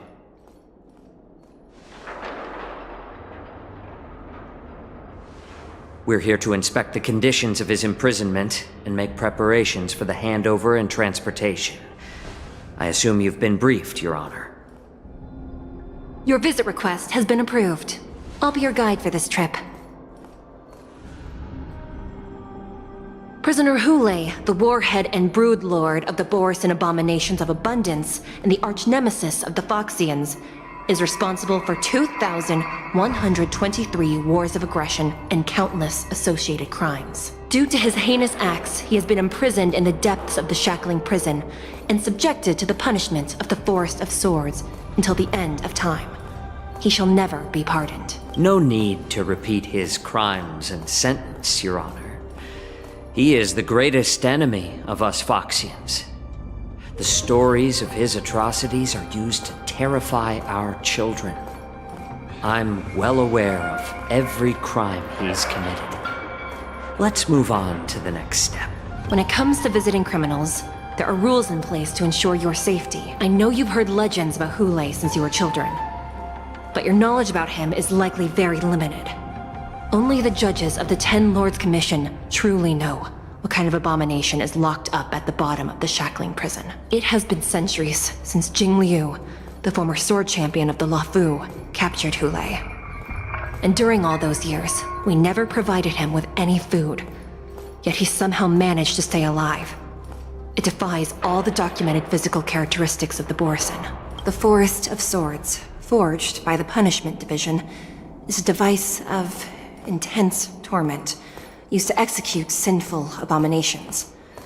Most Borisin die within 3 days in the forest, but Hule is different. Every time the blades pierce him, his body instantly heals. Despite the brutal punishment, he somehow manages to survive. The complex rules are there because of his abnormal characteristics. Do you understand now? I apologize for any offense caused. Please continue, Your Honor. I've given you the instructions regarding Hule's visitation. Please make sure you read them carefully. And please, take this pellet before proceeding. No, I'm not taking random medicine. Then you won't be allowed to visit Hule. Just swallow it already. Huhe is like all Borisin. He can release a pheromone called lupatoxin that induces fear. Thousands of years ago, we Foxians were enslaved by the Borisin. Not because we were naturally weaker, but because of their lupatoxin. This pill is for our own mental well-being. I understand. I knew you were a reasonable person. Now that we've taken the medicine, let's proceed.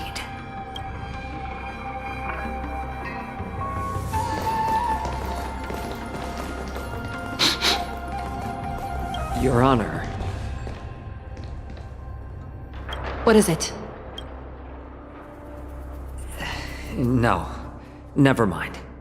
Maybe I'm just imagining things. Let's keep moving.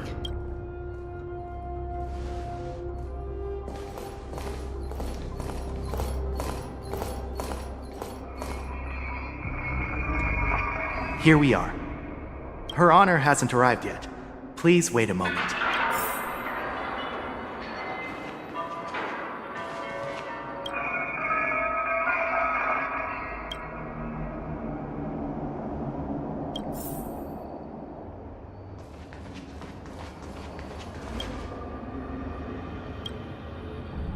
Welcome, dear guests from the Express. Judge Hanya of the Interrogation Division. We've met before. You don't want to see me?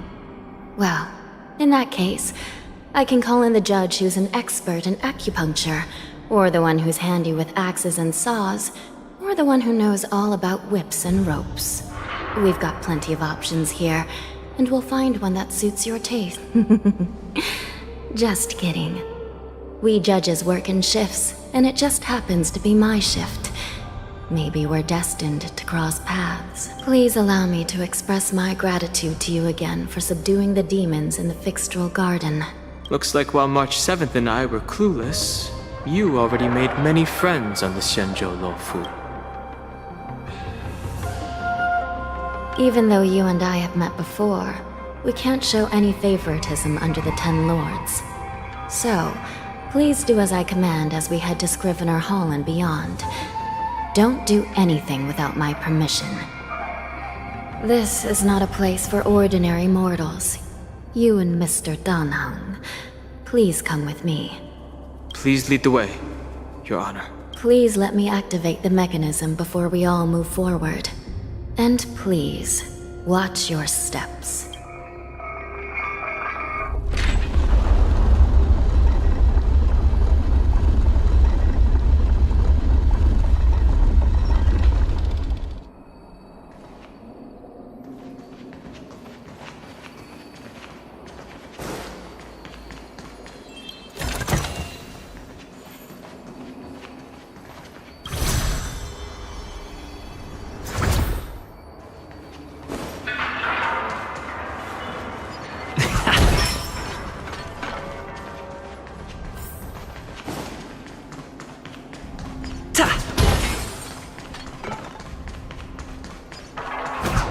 Please stay tuned.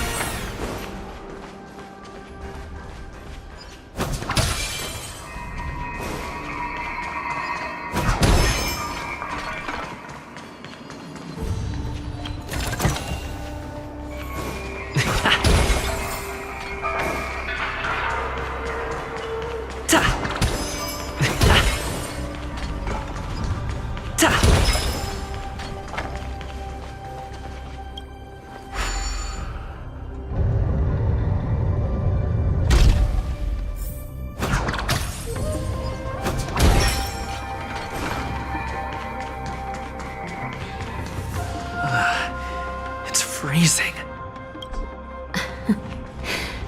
This place is filled with the cold air from the northern peak of the polar delve.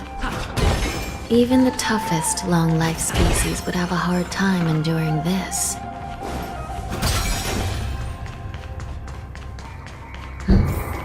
Did you hear something just now? Let me check it out. Ugh, what an eyesore. This place is packed with boxes and crates. These crates, look oddly familiar. A few days ago, the Spiritfarers received reports about an IPC transport ship that was attacked by Borison. Then, a bunch of those abominations were dumped into this place.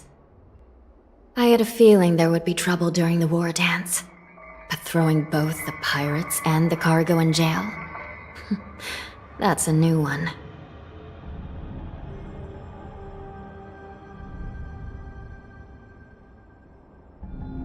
I heard the Intelligentsia Guild crafted something dangerous.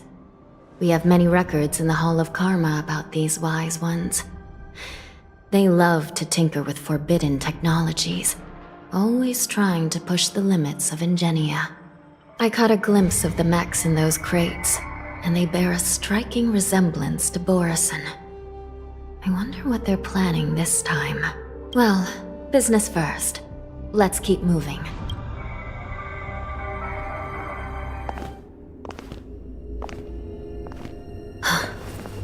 Strange.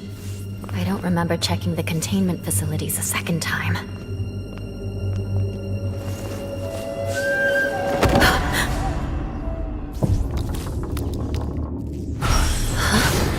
Watch out!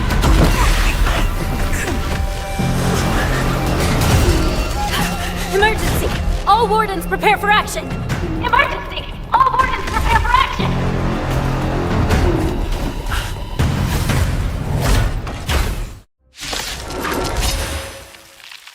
What's happening here?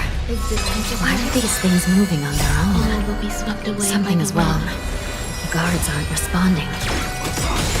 Until everything burns to ashes!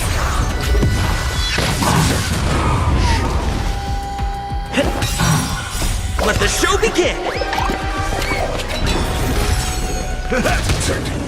Enjoying yourself? My friends? Indulge yourselves! Attack detected! This thing is going wild, just like a Borison. Looks like we're on our own for this one. Let's improvise. Fight to live! But how is this even possible? The Spiritfarers follow the protocols, cutting off power to the mechs and sealing the crates. How could these mechs still start moving? It's just like what happened in the Artisanship Commission before. These goods went haywire and attacked everyone in sight. The Alchemy Commission members examined them and found some unusual structures within. These things showing up in the shackling prison can only mean one thing. A prison break. And whoever delivered these goods clearly wanted them to go through the Xianzhou's strict inspection process to show the Skyfaring Commission and Cloud Knights how dangerous they were. They wanted these mechs to end up right here, in the shackling prison. If these things already started taking action while nobody was paying attention, then the whole prison is in trouble, I'm afraid. And to make things worse, another group of visitors just entered the depths of the shackling prison. The messengers from the Xianzhou Yaoqing, and the prisoner they came to visit, might be the target whom these wolf-shaped mechs were delivered here for. If that vicious beast manages to break free, it will be a catastrophe for the Xianzhou Luofu.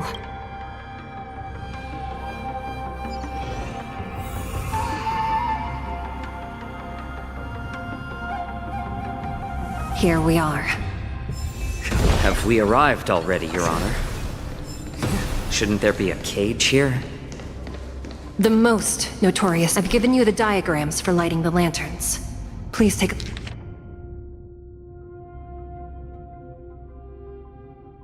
a look.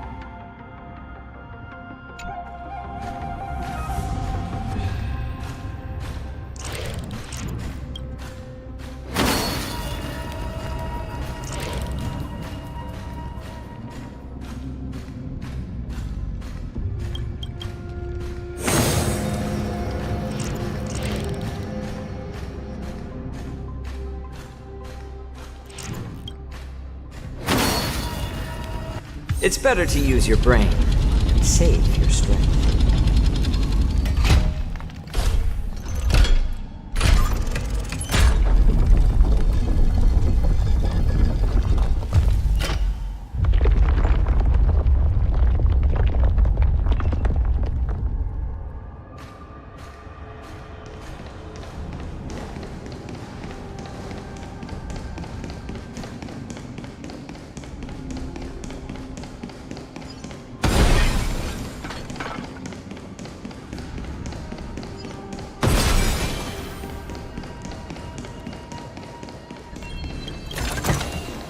Oh, this should be spent wisely.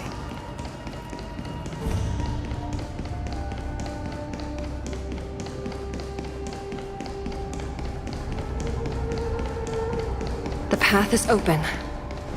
Once we descend to the bottom of the prison, please do not do anything reckless.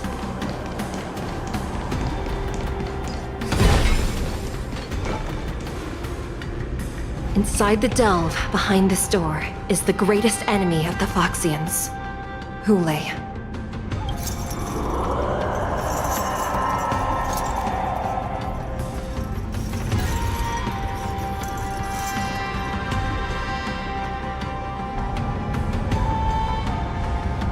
According to custom, envoys from the Yao Qing visit the Xianzhou La Fu once every century to check on this abomination's imprisonment and condition. Even though the Ten Lords Commission sentenced Huhe to the Forest of Swords, suffering every day for the rest of his life, I understand that the Yao Qing messengers want to see him dead. Unfortunately, for the past 7 centuries, they've had to return disappointed. Because this beast simply can't be killed. If we can use his toxin to create medicine and save an innocent life, it might help balance out some of the sins he's committed.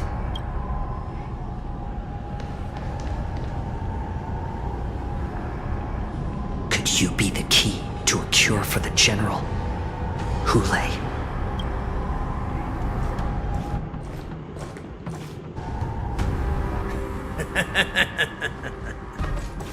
And once again, the envoys of the Yao Qing will leave disappointed. However, I won't say the same for me and my brothers. Who's there? I'm just a humble counselor of the Rhino Hound Pack. You can call me Mock Talk. Wardens, intruders on the lowest level! Send reinforcements! Nobody will hear you here, at the bottom of the shackling prison.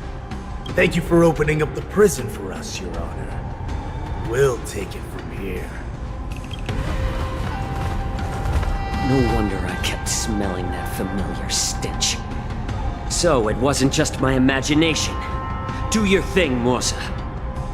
We mustn't let these abominations get any closer! Detestable things. There are too many of them. Once we were inside, we found soldiers and valiants everywhere.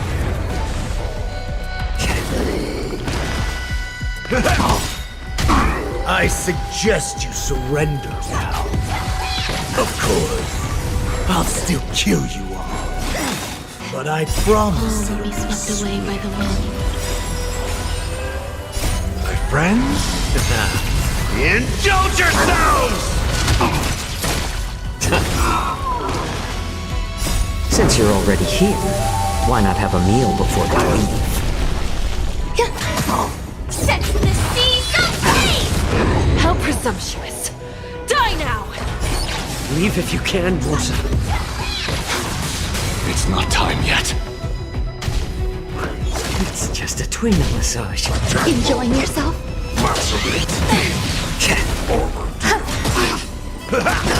Set to the seas of pain! Damage Fight to live! A little more heat. Damage sustained. Existence is unity. All will be swept away by the wind.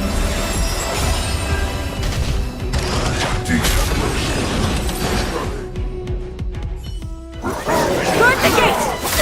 They can't be allowed in!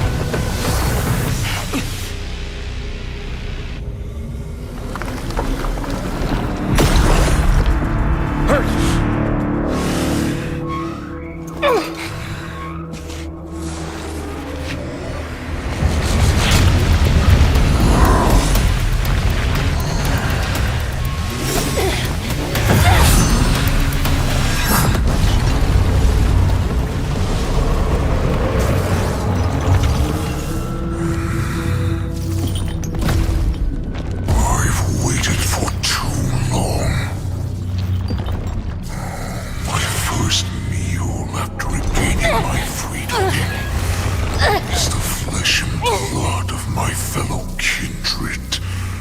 A sad scene indeed. It's been a long time, boy. Welcome back.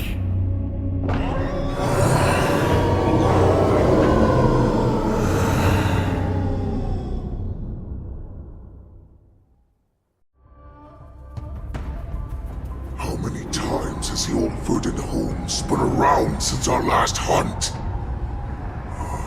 Duran's whelp, tell me your name. Oh, great Hule, nemesis of the Foxians, and the hunter of all beings. I'm Moktok, a humble counselor of the Rhino Hound Pack. I am only one insignificant heir spawned from your bloodline. It's been at least 7 centuries since you led our pack through the hunting grounds of the stars. I'm thrilled to see that you are as cunning and skillful as ever. 7 centuries. 7 centuries have passed. But why have Duran's whelps grown to look like this? Tell me, Moktok, why have you grown to resemble our most despicable slaves and enemies, the Foxians? I've been commanded to release you from this cursed prison. It is Senjaya's will. That's why I had to take a magic pill, don the skin of a lowly beast, and play along with your hypocrisy.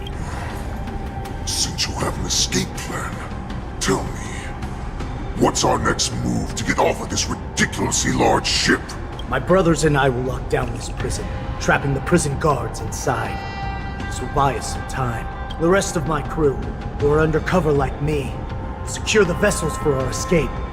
According to the plan, we only have a tight 2-hour window to get out of here. Originally, I intended to carry out the plan tomorrow, but they're planning to transfer you to the Xianzhou Yaoqing now. So I seized this opportunity to set you free. What a reckless plan, you idiot! Even if we manage to get the ships, our chances of escaping are slimmer than a Foxian slipping through my claws! But we have no other choice. The angel serving under the Master of Immortality sent me with a message. Only your return will end the prolonged divisions among the Borisin. Every one of my crew is ready to lay down their lives if it means setting you free. A sneaky weakling like you is actually showing some reckless bravery with this plan. Fine. You'll get what you want. And all of Duran's whelps will too.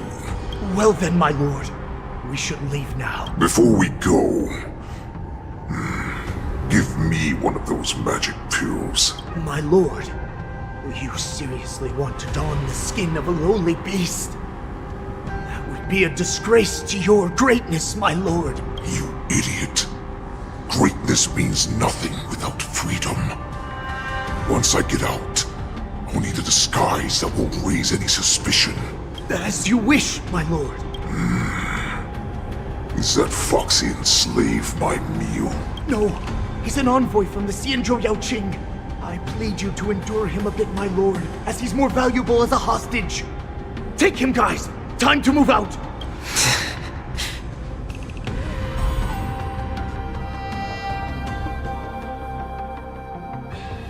Madam Hanya, the wardens in all areas are regrouping.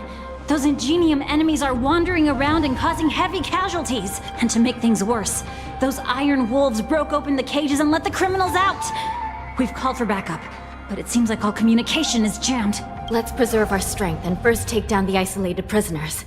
By decree of the 10 Lords, all prison breakers and intruders shall be apprehended, dead or alive. Just a short time ago, the nether key mechanism was activated. It was probably Madame Shui and the Yaoqing messengers, heading to the bottom of the prison. Given the situation, I'm afraid that area is exactly where our enemies are targeting. We mustn't let that vile beast escape from its cage. We've gathered all the prison guards who can still fight, and we'll split up and secure each floor. Go! Those intruders are quite bold. They must have been planning this for quite a while. Indeed, but Borisin tend to favor direct and aggressive approaches. Crafting careful and precise plans like this is simply not their style. Let's focus on the current situation right now. Please help me.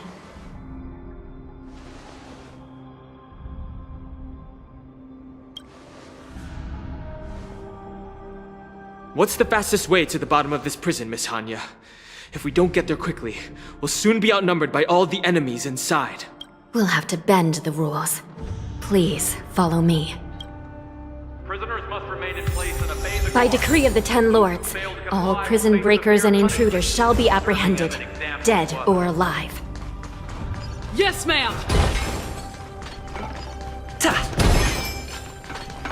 Please stay tuned. Sound linger.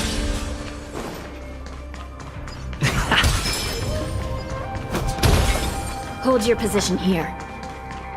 Yes, ma'am. We need a few tools if we want to reach the bottom quickly. Follow me to the next floor.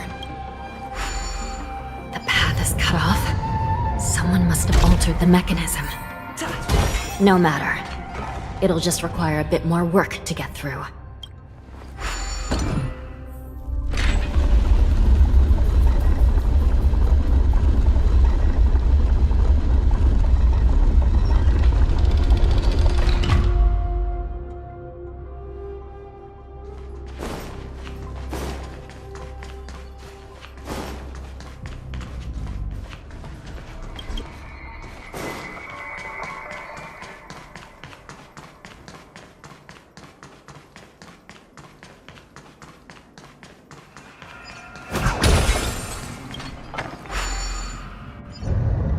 Some Spiritfarers occasionally use ingenia from the artisan ship Commission to navigate the treacherous terrain here.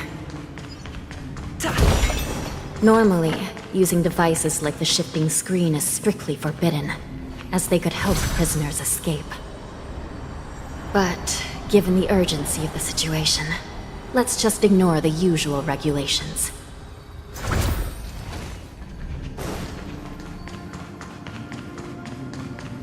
The nether key has been activated. I hope we're not too late. Hang in there, sister.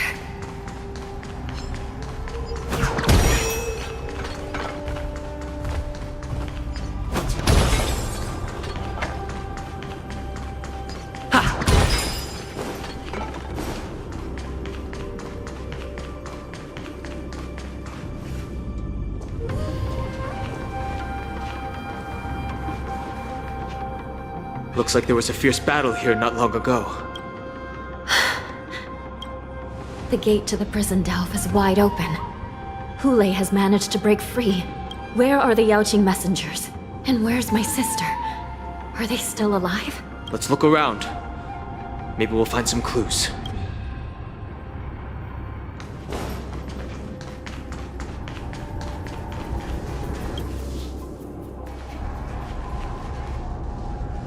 Xueyi is here.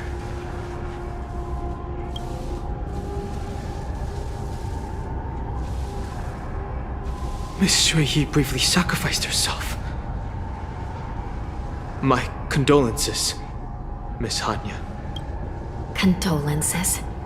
Well, that's unnecessary. You must understand. Thanks to the Ten Lords' blessing, my sister turned into an ingenium centuries ago. Dying and returning as just a soul to the Hall of Karma's document office has become a routine for her. While I'm not keen on seeing her throw away her body like it's some replaceable part, but... By the way, have you seen bodies that might be the Yaoqing messengers? One of them is a Foxian wearing exquisite clothes, and the other wears a dark cloak, like a fugitive. No. I haven't found any Foxian bodies. Only Borisan ones. So, the intruders and Huhuhu are holding the Yaoqing messengers hostage. This is the worst situation. With hostages in their grasp, the prison guards can't do anything about the prisoners. If anything happens to the messengers, the relationship between the Yaoqing and the Luofu could be irreversibly damaged. We must rescue the messengers, get out of here, and spread the news. We mustn't give up as long as there's a glimmer of hope.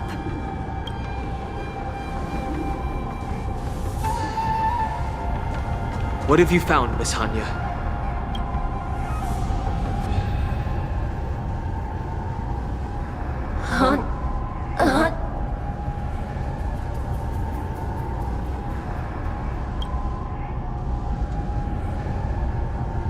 Reconstruct.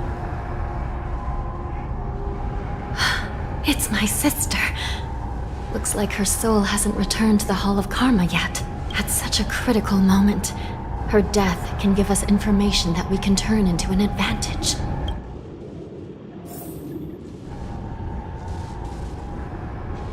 Let me see. The damage isn't too bad. If I can fix it up, my sister will have a temporary body.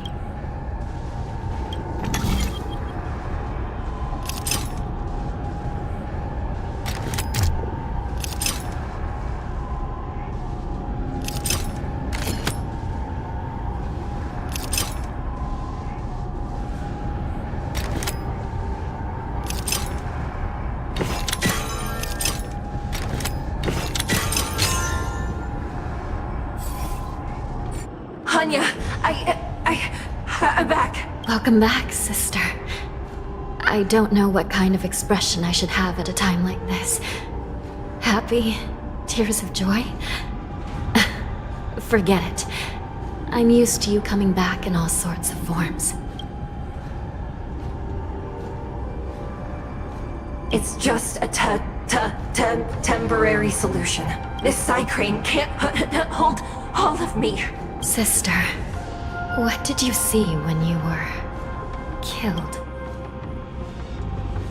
One of the Yaoqing messengers escaped, and the other one was taken hostage and brought upwards? Besides the Borisin, there were other intruders. Invisible. Invisible intruders? What does that even mean? How many conspiracies are tangled up in this mess? Do me a favor, sister. The intruders have cut off all communication between inside and outside the prison. And now you're the only person, the only bird, who can slip out undetected. Make sure you deliver the news to the outside world. I understand. Please be careful, sister. You are different from me.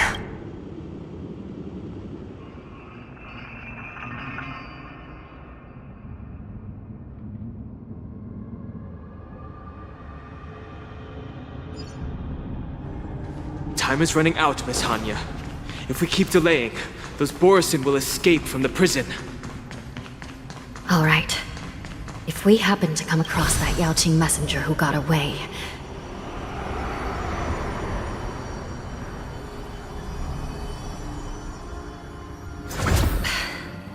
No.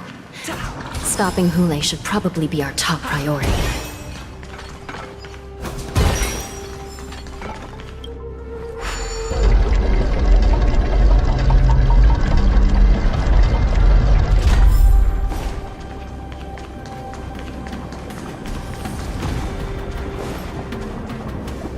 Wait! Something feels off. Something's approaching us. The invisible intruders? Watch your back! These abominations aren't prisoners from this prison. Burns to ashes!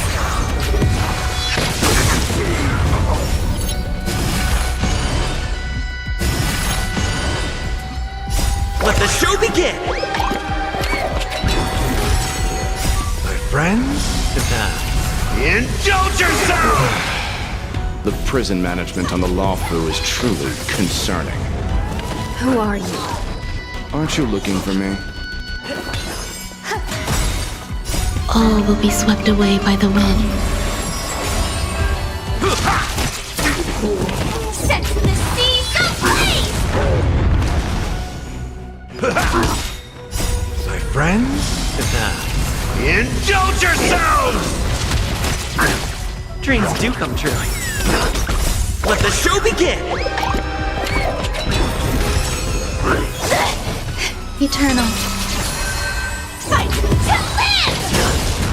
Just focus on the fight.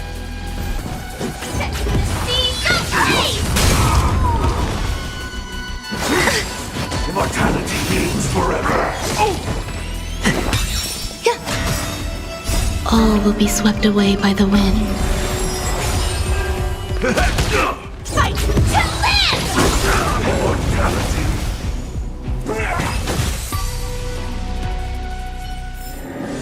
Reach the end of the story in your own way.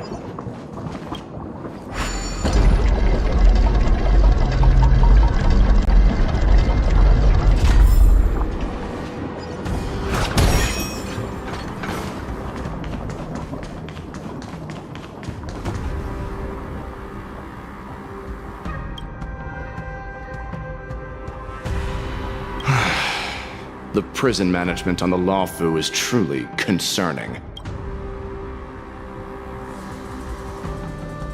So what if I repeat it? It's the truth after all. The prison management on the Lawfu is truly concerning. At least 2 different groups of intruders infiltrated here. The wolf cubs and these Mara-struck soldiers. Their hiding technique.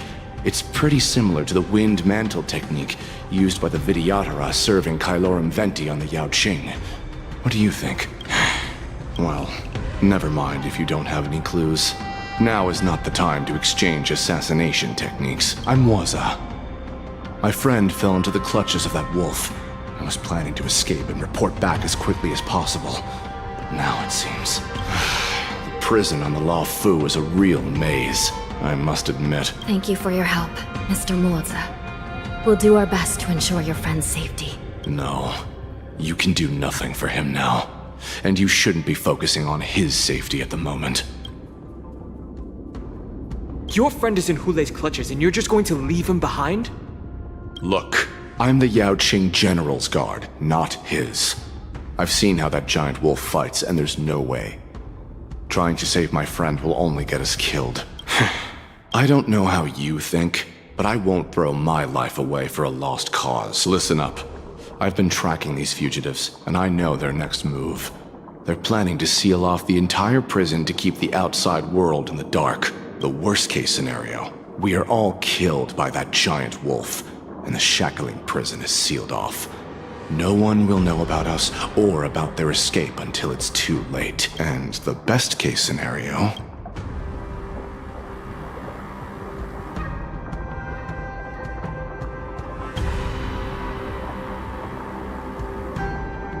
The best-case scenario would be, we seal the gates and trap the enemy inside with us. We can't let that monstrous wolf escape. Hopefully, someone will eventually notice that something is off and come to help. As for whether we'll still be alive by then, it's not something we should think about. You should have a way of comforting people, Mr. Moza. As a person of the Yaoqing, I've always searched for something meaningful to give my life to. I have to make it out alive. My companions are waiting for me. As a netherworld dweller, I've already died once.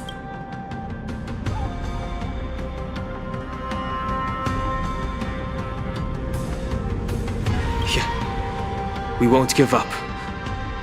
Not until the very last moment. None of you are part of the Ten Lords' commission, so sacrificing yourselves isn't the right move.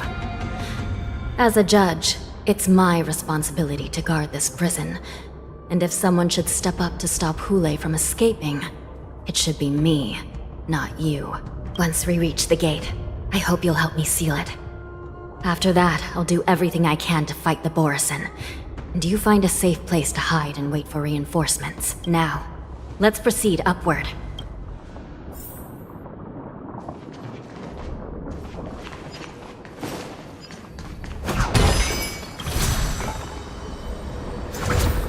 Please stay tuned. Sound lingers.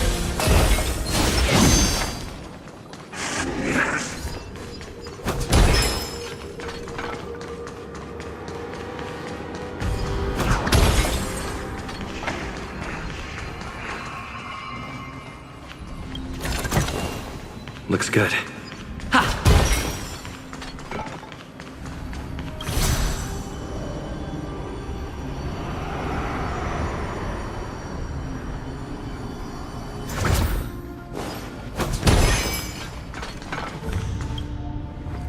We must seal the entrance before the Borisin fugitives get out.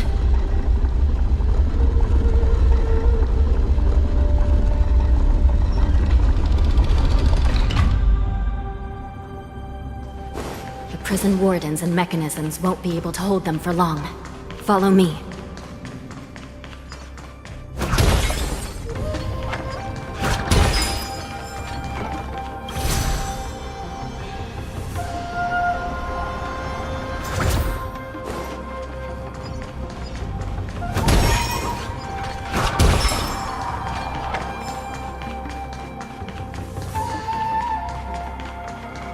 We're almost there.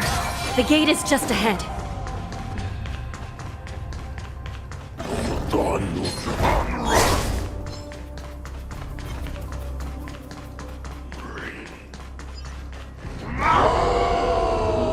I will hold them back. Don't... Existence is unity. Until everything burns to ashes!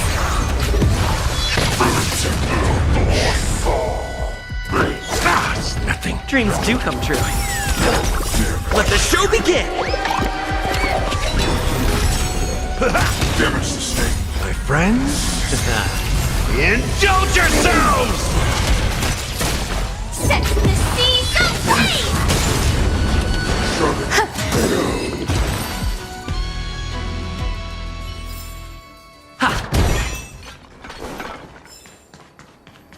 Please stay tuned. Sound lingers.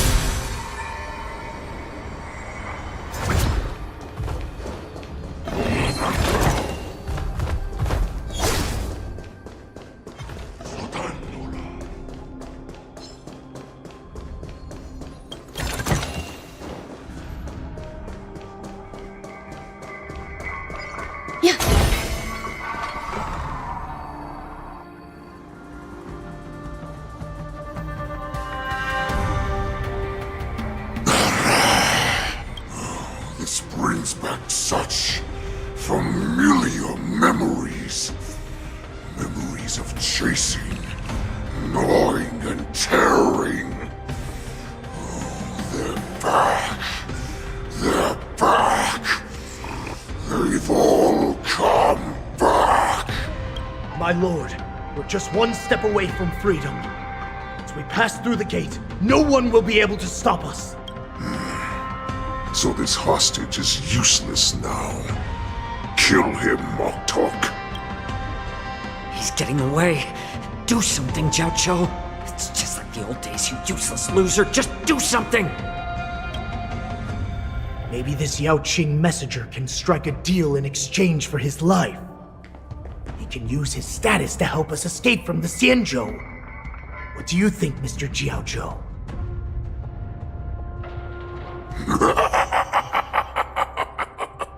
Oh, just look at you. Fallen so low during my absence. You're even negotiating with livestock. As far as I recall, no one from the Yao Qing would ever consider a deal with Duran's offspring. I've got to make this beast stay here, whether it's for the sake of Feixiao or the Yao Qing. Deal. I certainly have more value alive. My identity, my knowledge of the Xianzhou, and my understanding of many things that your minions have no knowledge of. They'll all be valuable. Lowly beast. Muster up that pitiful tongue of yours and plead for what remains of your life. Speak up. I'm afraid you're unaware. The woman who defeated you, Jing Liu, she has recently returned to the Luofu. Your opportunity for revenge is right in front of you. My lord, this slave is talking nonsense. I've never heard anything about this. May I just kill him now? Silence, Moktok! And you, slave. From now on, you'll stay by my side. You'll only speak and move when I allow you to. Otherwise, I'll dismember you from head to tail inch by inch. Got it? But, my lord... We must stay here for some time, Moktok. Fear not. Because once I step out of the prison, it's the people of the Xianzhou who should tremble in fear. I'll show them what true calamity means. Now, Duran's whelps, follow me!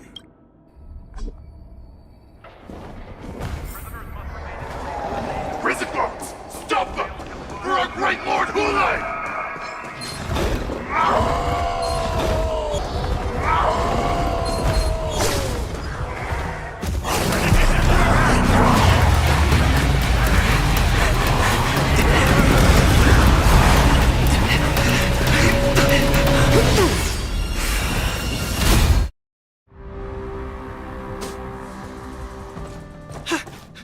Report! After we lost contact with the shackling prison, we received a message from a Psycrane. The prisoners have revolted, and the criminal Hulei is nowhere to be found! What about the Yaoqing messengers? And the Nameless? No news at the moment. We're trying to restore contact with the shackling prison as soon as possible. I see. You're dismissed. General Jing Yuan, General Hua Yan. It's just as we suspected. The rise of the Ambrosial Arbor was not the end of things, but the beginning. The hand of the Ruined Legion has already sown the seeds of destruction. From this moment on, the Xianzhou Alliance will face an even greater challenge, from both the abominations of abundance and the destruction itself. If this is what they want, I'm always up for a challenge.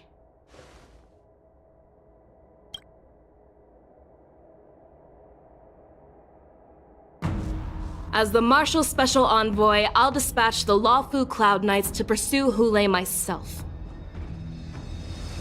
Looks like the hidden dregs have finally come to the surface. And as I said before, it's time to wash them away, once and for all.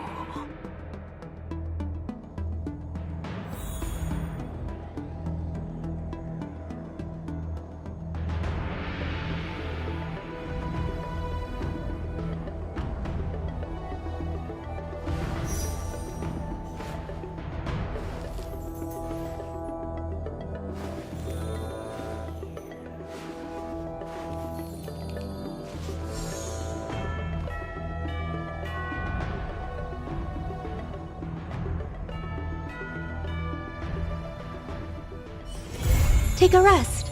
It's time for tea and cakes.